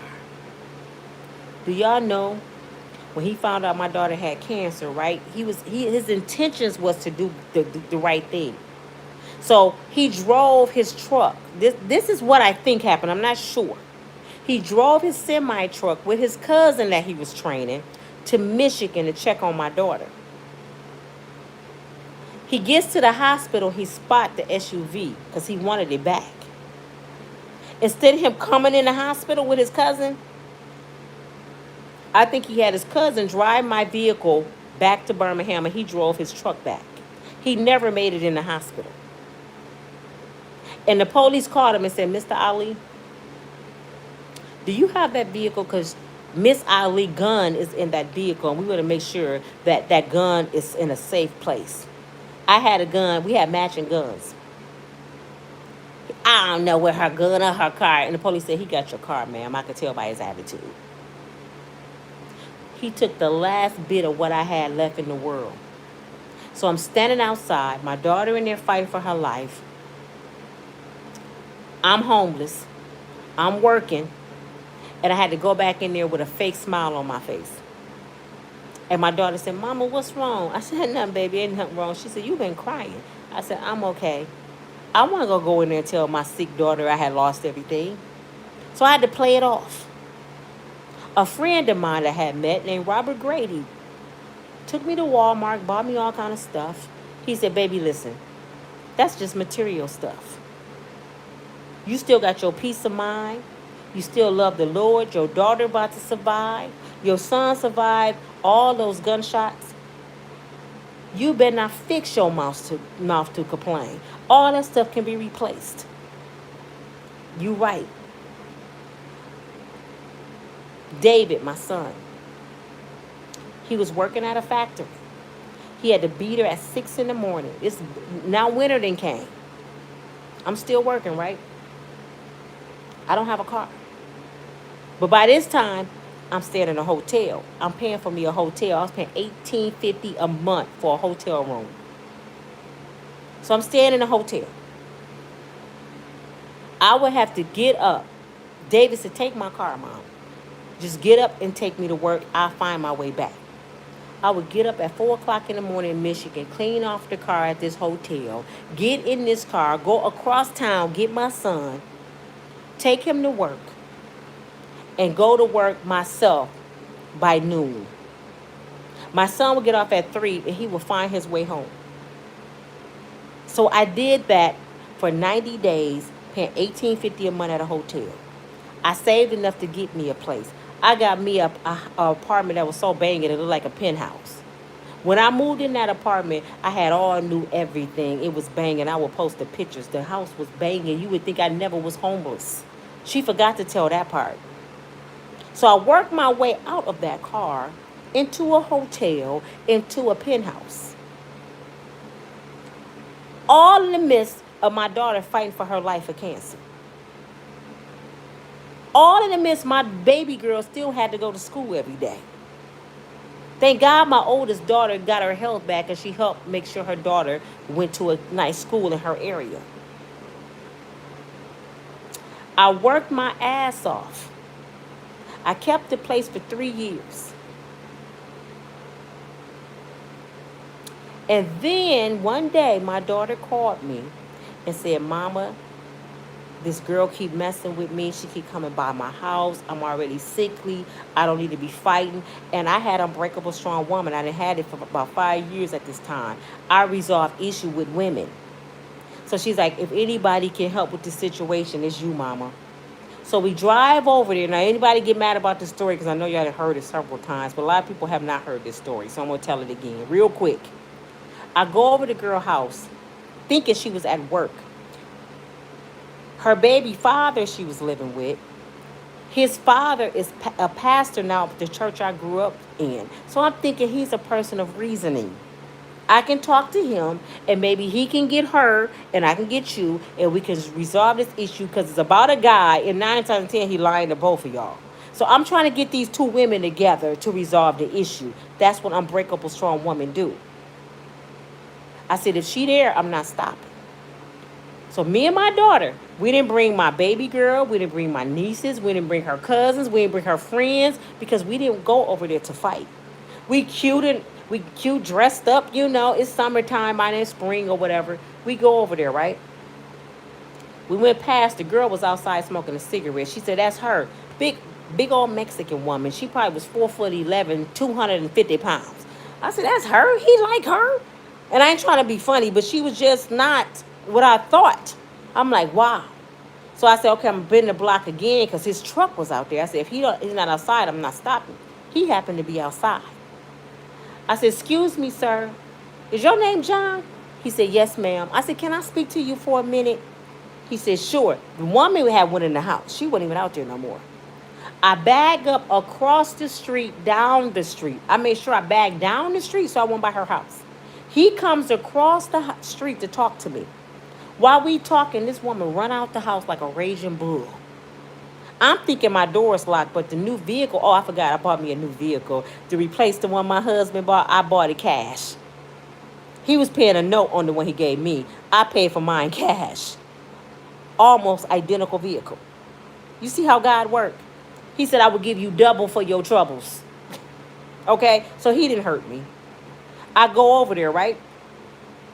We talking. She come out like a raging bull. She goes to my daughter's passenger side. Now, at this time, my daughter got like 30-some stitches in her stomach from complications of her leukemia. She had to have surgery. Her stomach pretty much open. The girl opened the door and said, B, didn't I tell you I was going to beat your such and such? We still in our seatbelts. I'm in shock. I said, get this woman. I'm telling the dude, you better get her. She attacks my daughter in her seatbelt. Dove her heavy body on top of my daughter's lap. My daughter's stuck in her seatbelt, and she gouging her face out. I'm thinking she cutting her. She's, bleeding. My baby, look at me now. Leukemia patients cannot bleed because they will bleed out. So, mama, help me. She hurting me. I'm trying to unbuckle her, but they both their body on the seatbelt. My seatbelt locked in. So I'm reaching, hitting the lady, get out of my car. The dude walk around. Instead of him grabbing the girl, he grabs my daughter's hair. And I see him pulling out handfuls of my daughter's hair. My daughter had long hair. He pulling out clumps of her hair and choking her with the seatbelt. Now they both attacking my daughter, who has leukemia, who's legally disabled, and has all these stitches in her stomach. So what I do, I told y'all Goodwill flip, right? I had a lot of stuff in my car like I was Saffron son. I reached in the back to grab whatever I could. It happened to be a machete. A little bitty, it was like one big as my forearm. I ain't even look. I grabbed it. Oh, I forgot this part. I unbuckled her. When I unbuckled her, they snatched her out the car. So now my baby out the car. I gotta get out. Mama gotta get out. They got my baby. Jumps out the car. I walk around the car. I'm on 10. Oh, y'all done lost y'all damn mind. When I walk around the car, my daughter come flying past me. This Negro, he was a black dude, picks my daughter up and throw her through the air and slammed her on the concrete. Now she laying there like this and her eyes is rolling. All I can see is the white part of her eyes. I'm thinking she dying. I lay over my daughter's body. I got the machete and I'm doing this. Get back, because the girl charging. She ready to stump her out while she on the ground. So I'm covering her stomach where her incisions is, and I'm telling her to get back. She runs up. I didn't even know this happened till a few hours later. She runs up on the blade and get cut under her knee. I get my baby in the car. We pull off. I calls the police, telling them what happened. Meet me at Burger King. I want y'all to see my daughter hair. She's bleeding, blah, blah, blah. My phone died.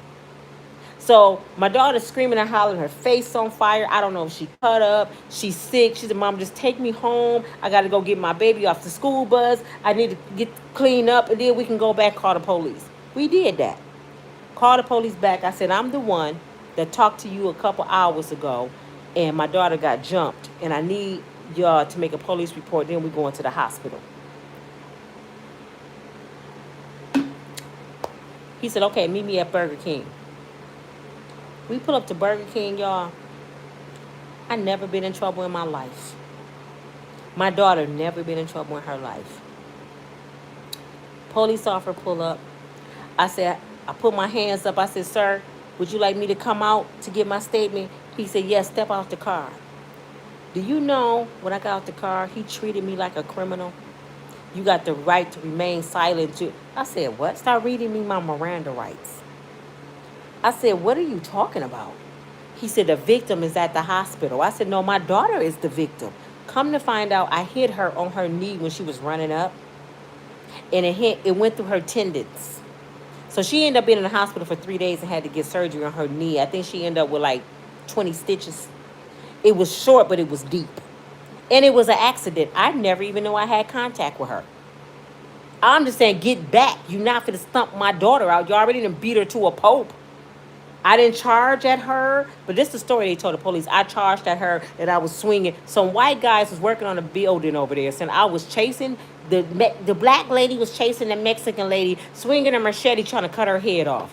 I said, are you serious? She didn't even say I did that, but the white dude said I did it. So I end up in jail. My daughter crying. One police was really mean to me. He had me in this car with no ventilation. I'm hyperventilating because I've never been in trouble. The other police said, Miss Mayberry, would you like some air on? I said, yes. He cut the air on. He took pictures of my daughter. He said, yes, they beat her up really bad. All her hair is inside the car, so I know they was inside your car because all her hair is inside the car. They said they even had hair on the sidewalk. That's all. Right now, all this back of my daughter's hair won't grow. They pulled it out from the root. So I spent 1 day in jail. I got out on my own recognizance. I fought this case for 2 years. I went and hired the best attorney in Michigan named John Beeson. He didn't beat drug dealers cases. He didn't beat murdered cases. He didn't beat a lot of cases. I had a little money saved up. I had to give him $5,000 cash to take my case. Because I'm like, they charging me with a felony? My first offense? And it was an accident. I said, okay, well, where can my daughter press charges? Do you know the state of Michigan, Christopher Becker, the prosecutor, to this day won't let my daughter press charges? He said, you was at her house. I was not at her house. And I had permission by somebody that lived there to park my car and talk. I was down the street and across the street. The last time I checked, I'm a taxpayer. I can go on any street I want to. And I wouldn't have never stopped if the guy wouldn't have said he would talk to me. So I had permission to be there. She opened my car door and kidnapped my daughter out of my vehicle. And my daughter is legally handicapped on paper. She's on disability. They allowed this woman and her man to beat up a disabled woman, and my daughter cannot press charges. They charged me with felonious assault. I said, no, I can't get no felony. I have never been in trouble in my life. I'm 50, at the time I was 52, 53, something like 52 or 53 years old. I said, no, y'all tripping, man. Do y'all know they took me to trial? First offense, never been in trouble. And it's nothing like, I think God did it because he wanted me to see how it felt.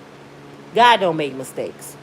It's nothing like the feeling of not having your own life in your hands. Your life belonged to somebody else. I'm sitting there about to be judged by 12 people that never met me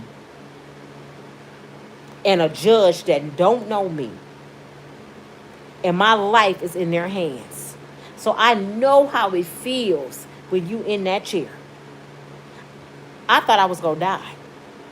It felt like I was on death row. I'm sitting there shaking like a leaf. It went on for 3 days. I didn't even want none of my family there. My daughter was one of my witnesses, and I told her to go home. The courtroom was empty. It was just me, the jurors, the judge, and the lawyers. I said, I don't want nobody here. But before I went to my trial, I said, Lord, I need you to help me with this. So I started reading scripture. And I ran across, I forgot what it was, a passage that says, the angels will protect you. And I said, the angels? Archangel Michael, Gabriel, Gabrielle. Take the angels with you, Nina. Michael is protection. While I'm sitting there and they in the back deciding if I'm innocent or guilty, I'm praying and I felt the angels all around me, y'all. I took them in the courtroom with me.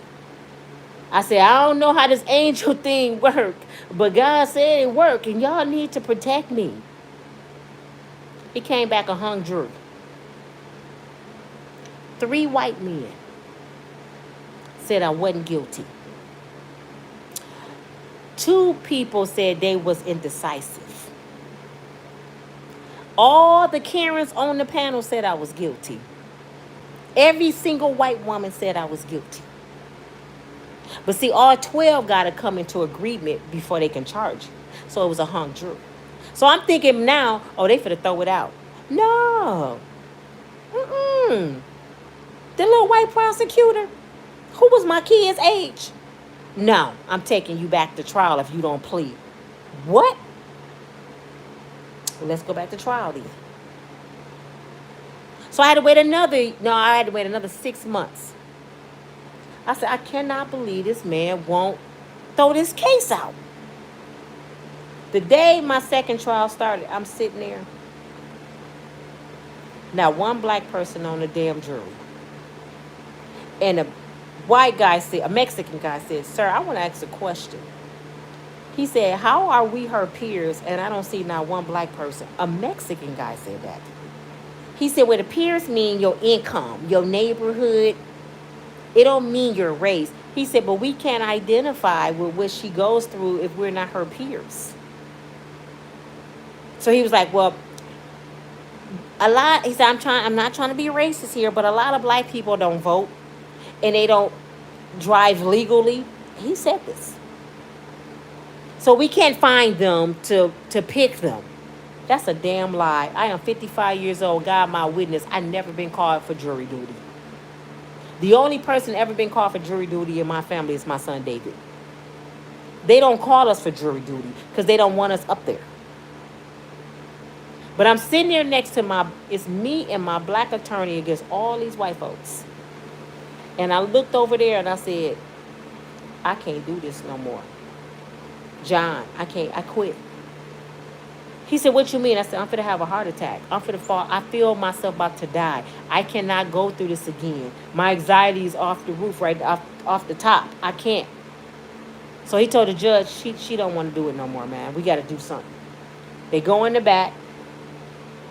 They talk to the judge. They come back and offer me a misdemeanor. I said, yeah, as long as it's not a felony, it's cool. But since I never been in trouble, I didn't know it was a high-end misdemeanor.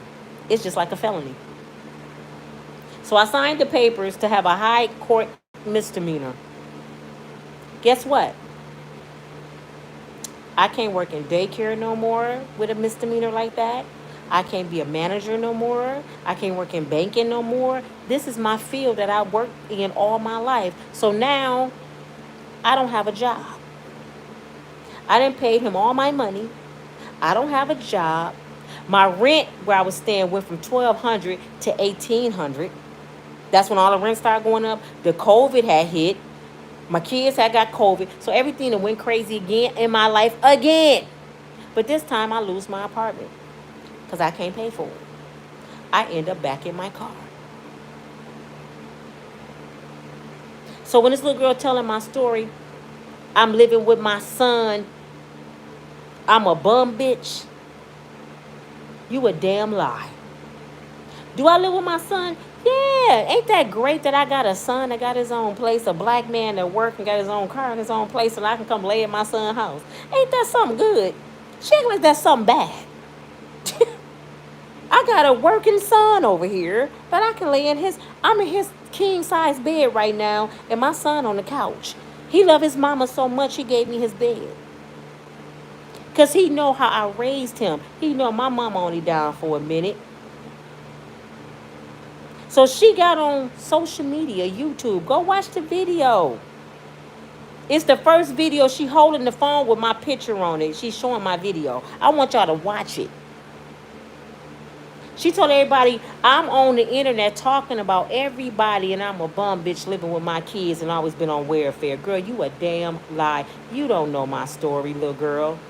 This the same girl I helped. This the same girl who had holes in her shoes and I put shoes on her feet.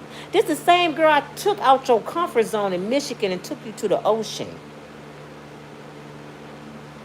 I took you from something you just didn't even know how to survive in and showed you something new. This is the same girl that got my son. He's still over there, y'all. Suicidal. I got a good looking baby boy. He 25 years old and his mind so messed up. He called me the other day and said, Mama, I think I'm just going to go to the military. I just fight in the war. I just got to get my life together. He done lost everything. He done gave up a scholarship. He done gave up boxing. He done gave up football for her. And all she do is call the police on him. That is not it. Do y'all know the first time she called her family on him, she called his rivals that he fight against on him to come kill him in her house. They came in there and jumped my son and almost killed him in the house. He was playing a video game and they walked in. Her brother was one of them. He's still over there. I'm asking anybody that know how to pray, and I'm trying not to cry, to pray for me and my children. If you don't know how to pray, don't pray for me. I need prayer warriors. My son's name is Eugene Williams, and he's suicidal. Good kid. Last night when he called me with the police on the phone, this girl whooping and hollering, called the police, screaming for no reason. He said, Mama, just hold the phone because I might go to jail. He go to jail like every other month dealing with this girl. So I'm holding the phone. The police come in. I can hear my son voice cracking like he wanted to cry. He said, listen, man. He said, I know I look like a bum right now. He said, I ain't working right now. I'm trying to get a job, man. He said, this girl got me so messed up. I can't get licensed. I'm a felon behind all this stuff. I go to jail every other month dealing with this. He said, all I wanted to do tonight, man, is eat and go lay in my son's bed because I don't want to be with her no more. He said, but I got to get on my feet. And I'm about to go to the military. I'm about to do something. If you don't take me to jail, take me. He said, all I want to do was eat tonight and lay down in my baby bed. She hooping and how the fuck you ain't your mama, yo no good ass mama. But the police said, say one more word. The police felt sorry for my son and told her to shut up. He said, you been living here? He said, yes, I've been living here the whole time. He said, well, I can't make him leave. Hey, man, go in there. This is what the police told him. Go in there and lay down and listen to me. Get yourself together. He pretty much was saying, get away from her. So I need y'all to pray for my son because he done lost his life. He is 25 years old. It's kind of too late for him to box. George Foreman did it, but it's kind of too late for him to box. Pray that he find his way. I done prayed all I can pray. Am I living with my son right now? Yes, because of this case. But guess what? I found out the state paid my fines, her fines for her $30,000 they was trying to make me pay. I found out that volunteers paid that. So I got to go down there and make sure they take that off my record. See how God works? And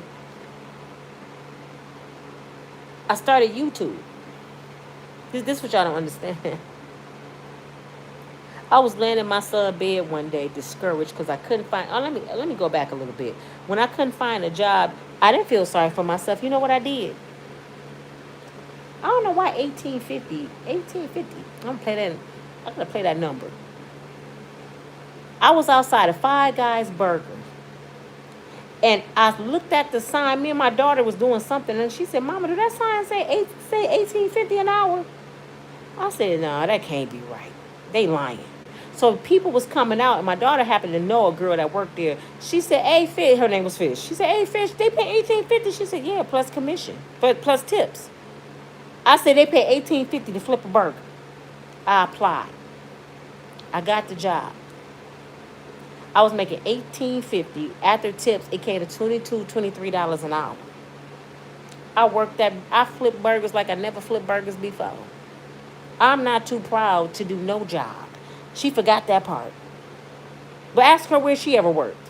She's 25 and never had a job, but besides a gas station. Ask her what I was doing at 25.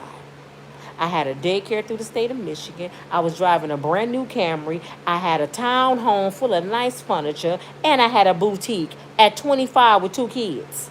That's what I was doing at 25. This was in 98. I was making between $5,600 and $6,500 a month in 98 out of my house. That's what I was doing at 25. And I wasn't on Section 8. Everything I paid for was cash. But anyway, I started working at Five Guys.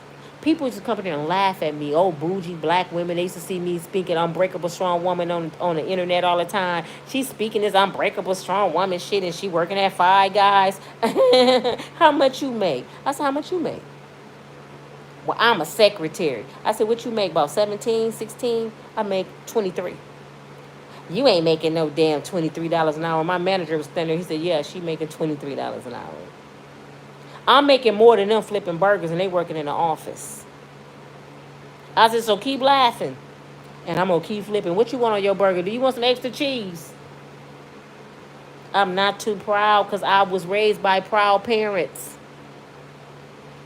Work my way out of that. And then one day I said, God, it got to be a better way. I'm too old. My hip is bad. I need hip surgery. I'm embarrassed about my life. I done left my husband. I don't have a place to live. What I'm going to do, Jesus? My son David was on his computer. I'm laying in his room. I look at my laptop. This story time. That's why I said, y'all got to go. I understand. I look at my laptop, and I could hear God. It was my mama, my daddy, God. It was somebody. They said, go in there and sit at your son's bar. He got a bar in his house. Open your laptop and just start uploading your Facebook videos on YouTube. Now, I had asked my son to do this for me, and David is such a particular person. He's a perfectionist. Mama, you can't do that. That's bootleg. They ain't gonna watch no Facebook videos. So one day I sat there. He was doing some editing or something on his computer, and I said, I'm gonna do it. I just started uploading videos. I said, ain't nothing like, hey, see what happened. Closed my laptop. Revisited YouTube about 2 weeks later. I had left it there. I get on YouTube. People were watching my Facebook videos. I said, David, people watching my videos on YouTube. He said, what videos? I said, my Facebook videos. So he looked. He was like, dang, Mama, they watching your videos. So I start talking on YouTube. I wasn't monetized. If you go on my videos that say videos on YouTube, it's going to show my first live video. I sat on my daughter's patio. I said, this is my first live video on YouTube. I didn't think I can do this. And I started talking. Then I started driving DoorDash. I'm making probably $800 a week driving DoorDash. So I'm driving DoorDash. I can get a job. I'm driving DoorDash. Even in blizzards, I'm driving DoorDash. I happened to go on YouTube to see what they were talking about. They were talking about Steve Harvey and Marjorie and Big Boom, the bodyguard. In the midst of a DoorDash order, I made a video about what I thought about it. Talked about it just like I'm talking to y'all. By the time I got off of DoorDash that night, which was midnight, I said, let me check and see what YouTube talking about. My video had went viral.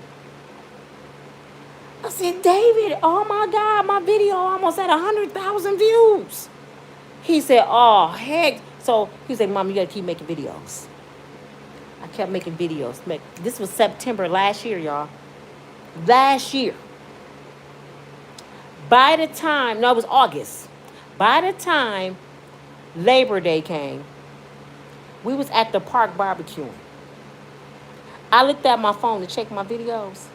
And the screen, my YouTube studio screen had changed. I thought I had did something wrong. I said, David, look, something wrong with my videos. Look at the screen. He looked, he said, Mama, you monetized. I said, no, they said take a couple years to monetize. He said, Mama, you just got monetized in 30 days. I was monetized in 38 days, I think. I said, what that mean? He said, they will pay you. So I had to send off for my number for YouTube. I kept making videos between September and December. I think my first check was, I started in August. My first check was in October, this month. You got to make at least $100 to get a check every month for YouTube. You got to at least make $100. If it's $99, they don't pay you. So I'm like, damn, to make $100. My first check was $3,500. I couldn't believe it. I said, no, that's crazy. November, my check was, I'll post it if y'all don't believe me. My check in November was like $8,000. No. Guess what my check was in December? $12,000 in December. Y'all gonna say YouTube don't pay you? I said, oh my God. Christmas was great for my kids last year. So I'm like, I went from not having a job, being homeless, to making $12,000 a month, and this little girl gonna say I'm a bum bitch? But then January started going down. It went to 9,000. February went back to 8,000. March went to like 6,000. April went to like 4,000. It started going down because I don't know the ins and outs of YouTube. And I'm like, well, maybe they don't like my videos no more. I don't know. The lowest check I got from YouTube was $2,700 in a year. So in 1 year, y'all, I made $100,000. Just about, real close. In 1 year. Off of talking to y'all on the phone. But I was so behind in life, it didn't show. I'm playing catch up. I had to buy another vehicle. Then my vehicle done got towed up. I got to get another vehicle again. I still got to get somewhere to stay. I got a money judgment. Let me tell y'all why it don't show. I owed the course $30,000 for that case. I owe the state of Michigan $22,000 or something for restitution. When I left my apartment, I had a money judgment. They trying to say I owe them $9,000. My vehicle just broke down. Now I need another vehicle. I can't get nowhere to live because I owe $9,000. And you can't move with a judgment. So I'm paying somebody to fix my credit right now. So it wasn't showing. I got to pay where I'm living. I got to pay where my baby girl living because she ain't with me. You know, I got to pay where she living too because she only 18. So, yeah, I'm living with my son right now. But she didn't tell that part. So if people want to know why I'm living with my son, because life happened. And YouTube doing me good. It's keeping me afloat. YouTube pretty much retired me. Do I need help? Yes, but I don't ask y'all for nothing. It's YouTubers I see. Help on my channel. Help me buy a camera. Help me buy a PC. I know times are hard, and I still got supporters. Miss Janice, Miss Lorraine, several people donate to me. But when they don't, I know they just ain't got it. And I'm not going to ask for people money when I know people got bills. This economy is horrible. All I ask for y'all to do is push like. All I need from y'all is push the like button and share my videos. That's all I need. If you want to donate to me, that's cool. And I want to say, what's her name? Tony, Antoinette. I haven't seen her in a while. Antoinette Carter was one of my biggest supporters when I started. Do you know Antoinette Carter sent me $800 when I first started? Then she turned around and sent me $400. Then when my daughter's dog got hit by a car, I said, pray for the dog. She sent $500 for him to go to the vet. Antoinette Carter, I don't know where you are. I haven't seen you in a while, baby girl, but I haven't forgot about you, love. And I would love for you to be a mod on my channel. Miss Lorraine constantly was sending me money.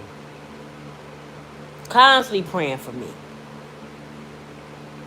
That's why when I finally make it, I don't want y'all to think I'm begging. I don't want y'all to think I'm a bum person. I don't want y'all to think I'm using nobody. When I'm making, when I eat, everybody gonna eat. That I know. Especially Miss Lorraine and Antoinette and Miss Janice. You go eat. I will never forget y'all. Because y'all don't know how many days you done helped me through some bad days. See, y'all don't know when people come on YouTube or on social media and they start venting. Y'all don't understand. Sometimes that keeps them from blowing their head off. I'd rather talk to you all over the world, than talk to somebody around here in my city. Because they think it's funny until it's them walking in my shoes. But see, half the people couldn't even walk in my shoes. They would have gave up a long time ago. They would have turned into Cassie. They would have turned to a man. Did y'all hear me mention a man through all of this? Even though Robert Grady helped me a whole lot. But did y'all hear me say I ran to a man through this whole situation? No, I ran to God. I had to dig deep down and remember my upbringing. Didn't I tell y'all earlier, my family, my parents left me with a mental toolbox? A mental toolbox means no matter what you go through, you got the tools deep down in here to fix it. And the first tool is prayer. Faith.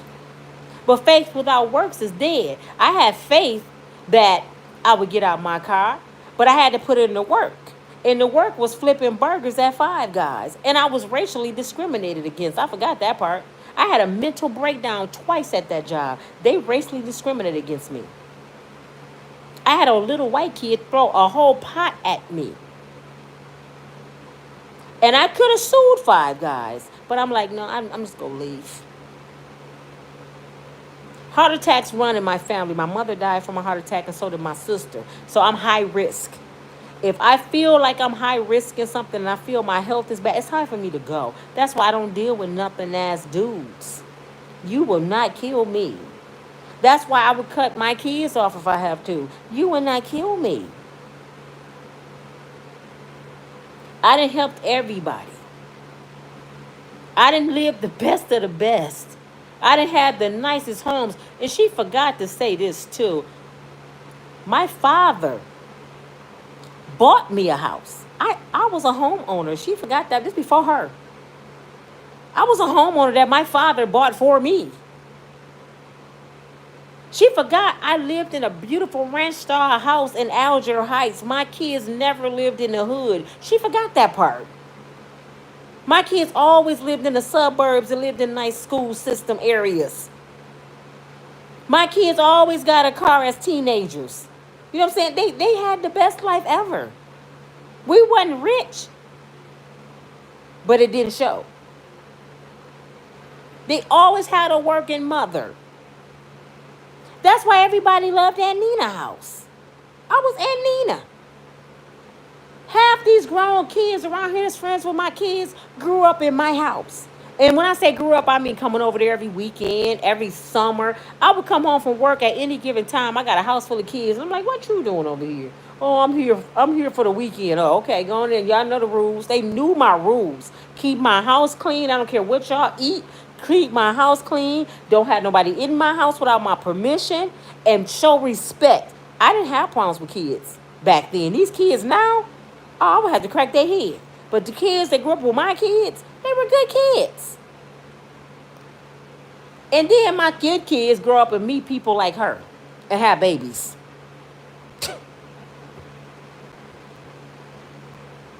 My oldest son going through the same thing. But Tisha is a little more well balanced. She's not that disrespectful. I got to give it to her. Tisha is actually a good girl. She just lost her way a little bit. She works at Delta Airlines, been there almost 10 years, got my grandbaby. She's a hard-working young lady, and I'm going to give her kudos for that. But her and my son can do better because she know they better than that. They were the best of friends.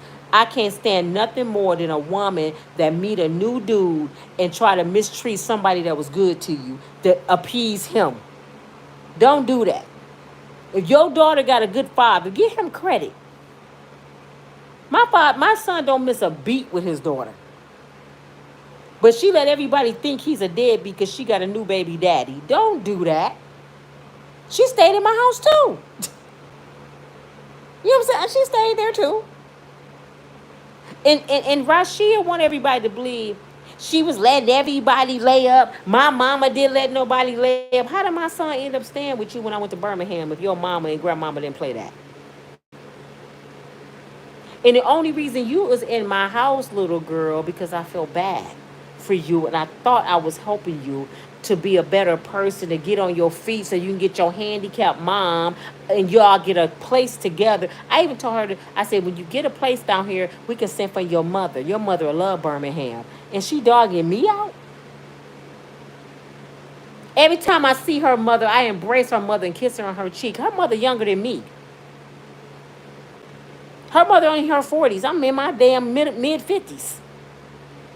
I embrace her and kiss her, and she always treat me nice. She be happy when she see me, be smiling. Now, she don't like my son, but she like me. Even when we went talking, I would go and drop off bags and bags of Christmas gifts for my grandbabies. Birthday gifts for my grandbabies. My baby, her youngest baby, Layari, is 4. I have not been to not one birthday party because I can't go because her family always want to fight for one. And they don't invite me. And I never done nothing to them people but be nice. Her auntie, when I see that bitch Nina, I'm going to do this and that. Really? Why you don't like me, auntie? She younger than her mama. Her auntie 40-something. What you don't like me for? I never did nothing to you. You know how your niece is. She didn't curse you out. She didn't curse her grandmama out. She didn't curse her sick mama out. You know how your niece is. And I never put my hands on that child. I only tried to chastise her. But some people just don't have that respect. Some people don't fear God. And I really need my son to go get a detox because for a minute, she called herself a witch. She was practicing witchcraft. I forgot that part. Rashia, you forgot to tell the world you was practicing witchcraft. Yeah, I had to pray that off of her. I said, what's wrong with you? She told me. I don't believe in God. Had witchcraft books. That's why my son over there messed up in the head. And I prayed that he get it together because I have a good son. But he sounds like he's turning around. Everything is turning back around. So, prayer changes things. And every time he called me, he's upset. I said, think about your grandmama. So what I'm going to do tomorrow or this weekend, I'm going to go pick up my son. I'm going to take him out to eat. I'm going to put a few dollars in his pocket. I'm going to take him to Pastor Jerry Bishop for prayer. And hopefully I can give him some mentors. I'm praying that some Israelite brothers will reach out to me. Even some Muslim brothers. Because they grab people and they change them. Somehow they got something. They powerful. I would love for him to be an Israelite brother. And I'm going to take him up to my parents' grave site so he can sit there and talk to his grandparents. I know they can't hear him, but I know it'll make him feel better. I'm like, what would your grandparents say about the way you living? What would they say? Because he loved his grandparents. So I say all this to say, you can help people and you will lose yourself trying to do it. I lost everything, y'all, trying to make sure everybody else was okay. Now I'm not okay. But thank God for YouTube. Thank God for YouTube. Because if I didn't have YouTube right now,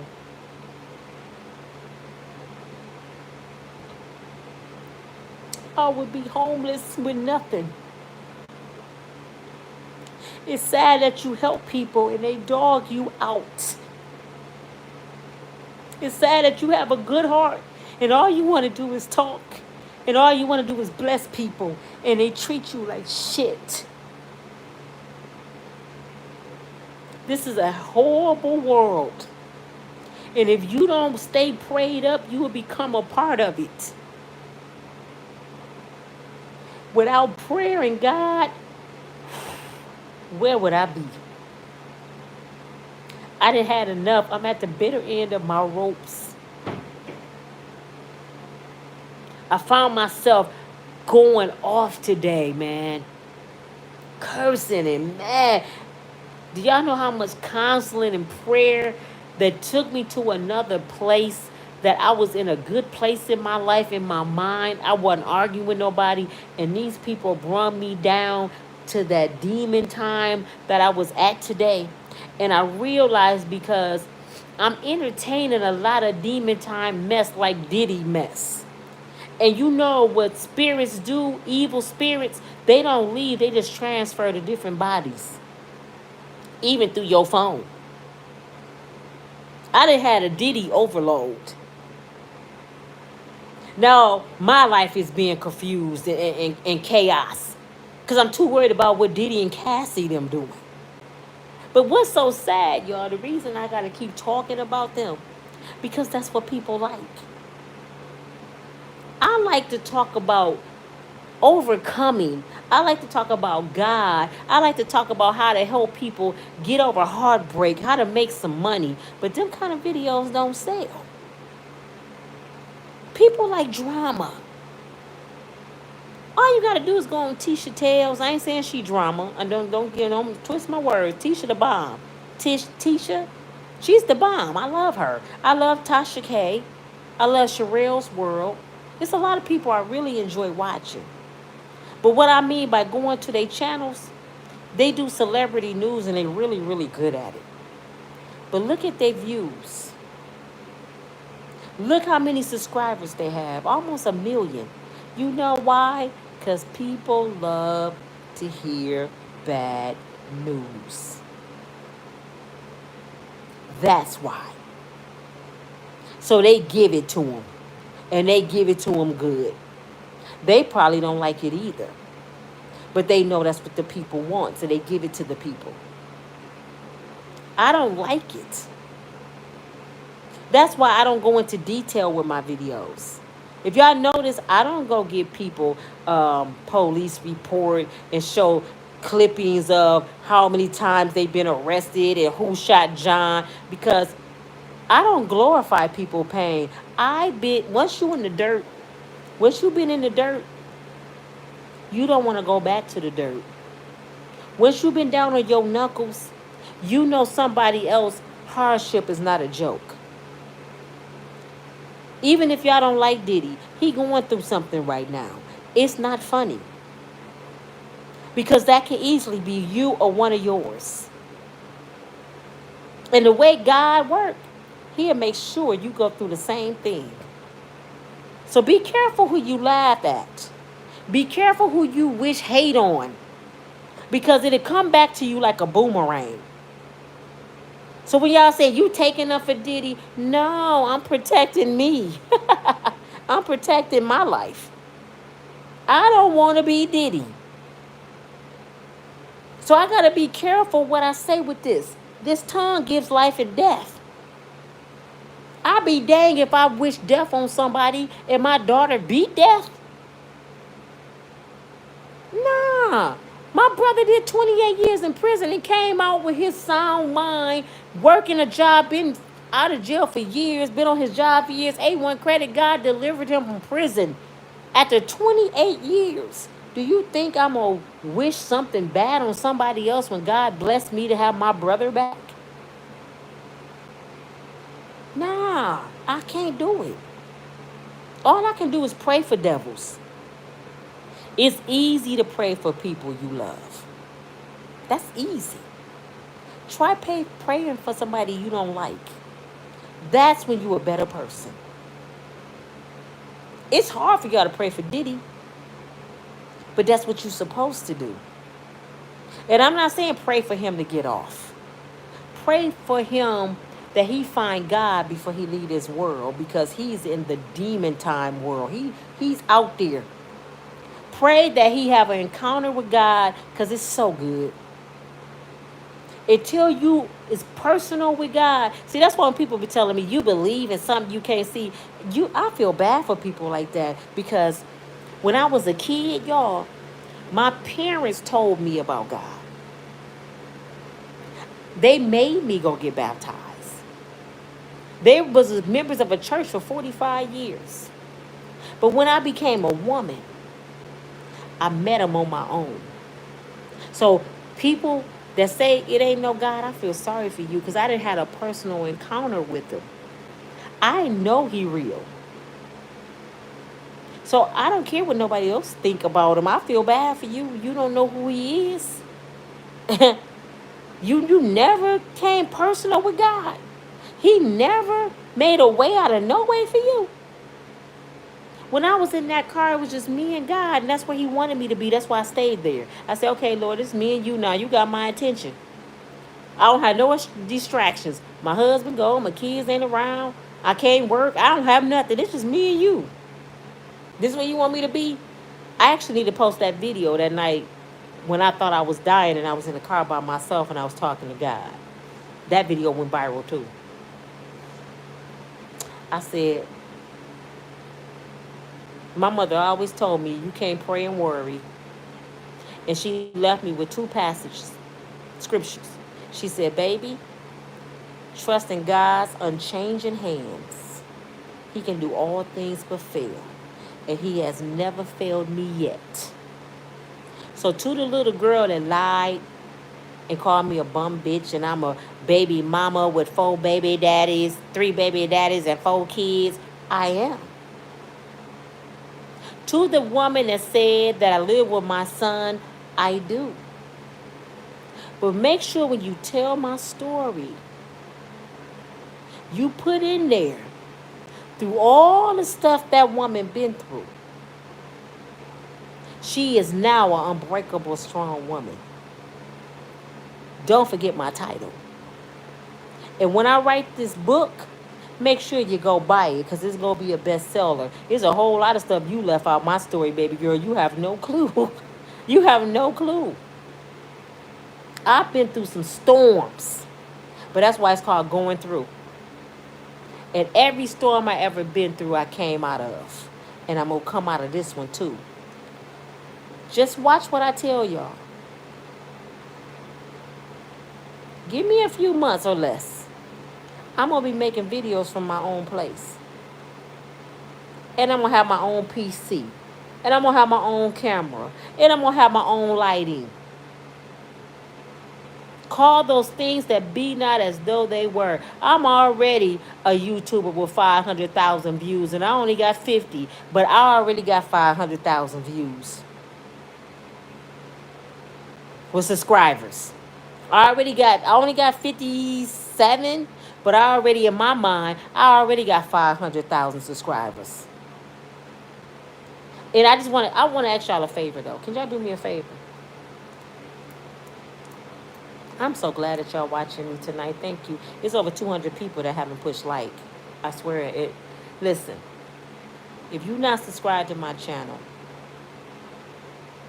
could you find a God in you to subscribe to my channel?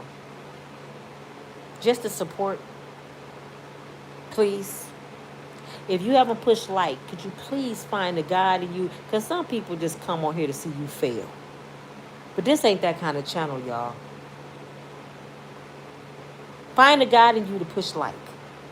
Find a God in you to share every video I put on, because you would be surprised that somebody want to see something you don't even like. It may help somebody else. Please share it with your co-workers, your friends, your cousins. Be like, check Nina out. Because some of the stories I'm going to tell, and I've been telling, it's somebody going through that situation right now, and I can help them come out of it. That's why I'm trying to wing my way out of the celebrity news channel. I don't like that shit. Look at me cussing. God forgive me. Please share with other YouTubers that you subscribe to. And if you're personal with them, could you please inbox them and tell them I need help with my channel? I didn't reach out to Sean. I done reached out to Sherelle and her husband. I done reached out to Jamel Peterson. I done reached out to Tasha K. I haven't said nothing to Tisa Tales yet. But nobody responded. And if I had the subscribers they had, and I knew how to regulate YouTube, and a new YouTuber coming to me, I would help them. Even my son's girlfriend that's dogging me, she's a YouTuber now. She got about less than 2,000 subscribers. But I don't mind sending people over to her channel.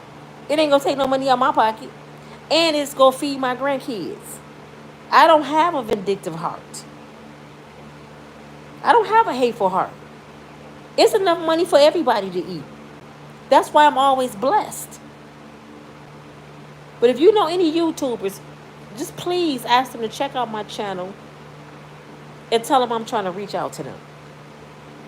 My email is usw616@gmail. USW me, Unbreakable Strong Woman. USW616@gmail. And I'm about to get real serious, y'all, with my channel. I'm about to put my products on here. I've been playing. It's time out to play. I got to really get serious and get my life back. So I'm about to put products on here. If you can just buy a coffee cup, you can buy a hoodie, a t-shirt, because I'm going to have some cute stuff on here.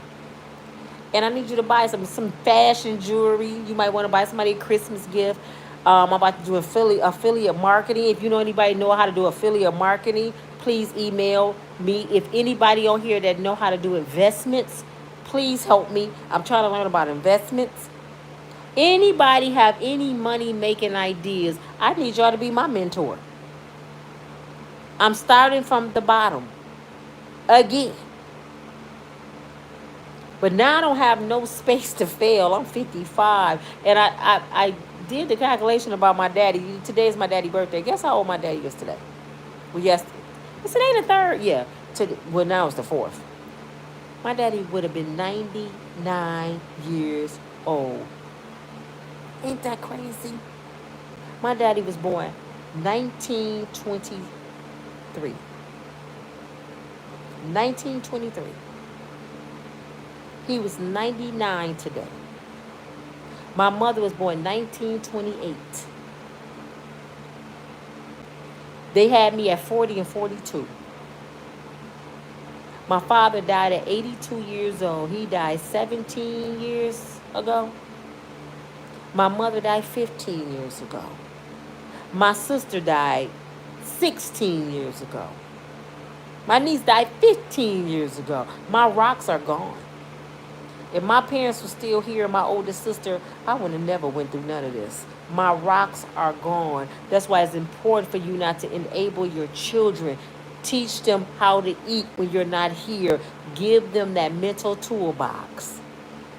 Because people will leave your kids outside. You see, I've been outside. And I know my mama and daddy was good to people. They would have never thought their baby girl would have ever been homeless. Teach your kids how to survive without you. I know we want to give them the best of the best, But you can't do that nowadays. Teach them how to eat. Teach them how to fish. You can give them a fish, but they'll eat for a day. If you teach them how to fish, they can eat for a lifetime. And I thank God my parents taught me how to fish. If they didn't, I would be messed up right now. Because I'm going to eat if I got to get it from the mud. This your girl Nina from Unbreakable Strong Woman. Thank you. Thank you for giving me y'all time tonight. It's like, I don't even know what time it is. It's 4-something in the morning. And I thank y'all for hanging in there with me. And I hope my story helps somebody. And if anybody talking stupid to me, you just cursed your life because I'm a child of the Most High God.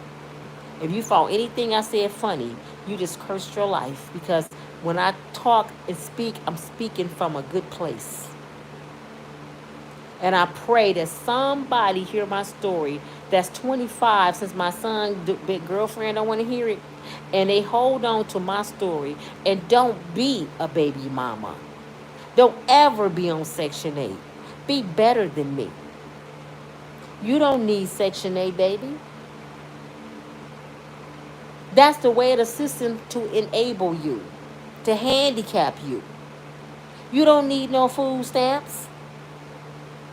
You don't need their Medicaid. Get your stuff the right way. Go to school. Get you an education. And then take that education and start your own business.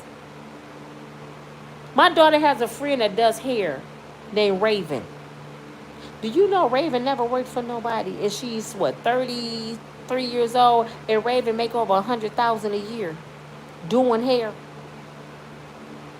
Do a trade.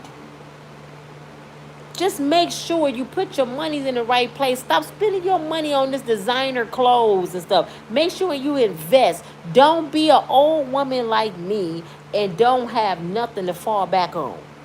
Stop chasing people money, young lady. Because with a man with money come problems.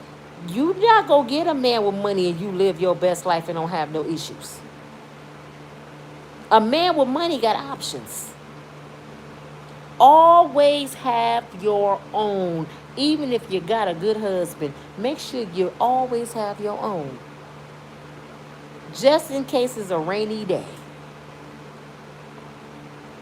But let me let y'all go. God bless you all. Pray for me. I'll pray for you. This is your girl Nina from Unbreakable Strong Woman. And that's my story. Check out the rest of my videos. That's one more favor. One more favor. Please video binge. Video binge. The more y'all watch my old videos, YouTube will keep pushing them out in the algorithm. Please go through my videos. When you ain't got nothing to do, just watch the video. If you just cleaning up your house, you can just cut it on and just watch. And push that like button. I'll talk to y'all later. Have a good night. Thank you so much. God bless you all.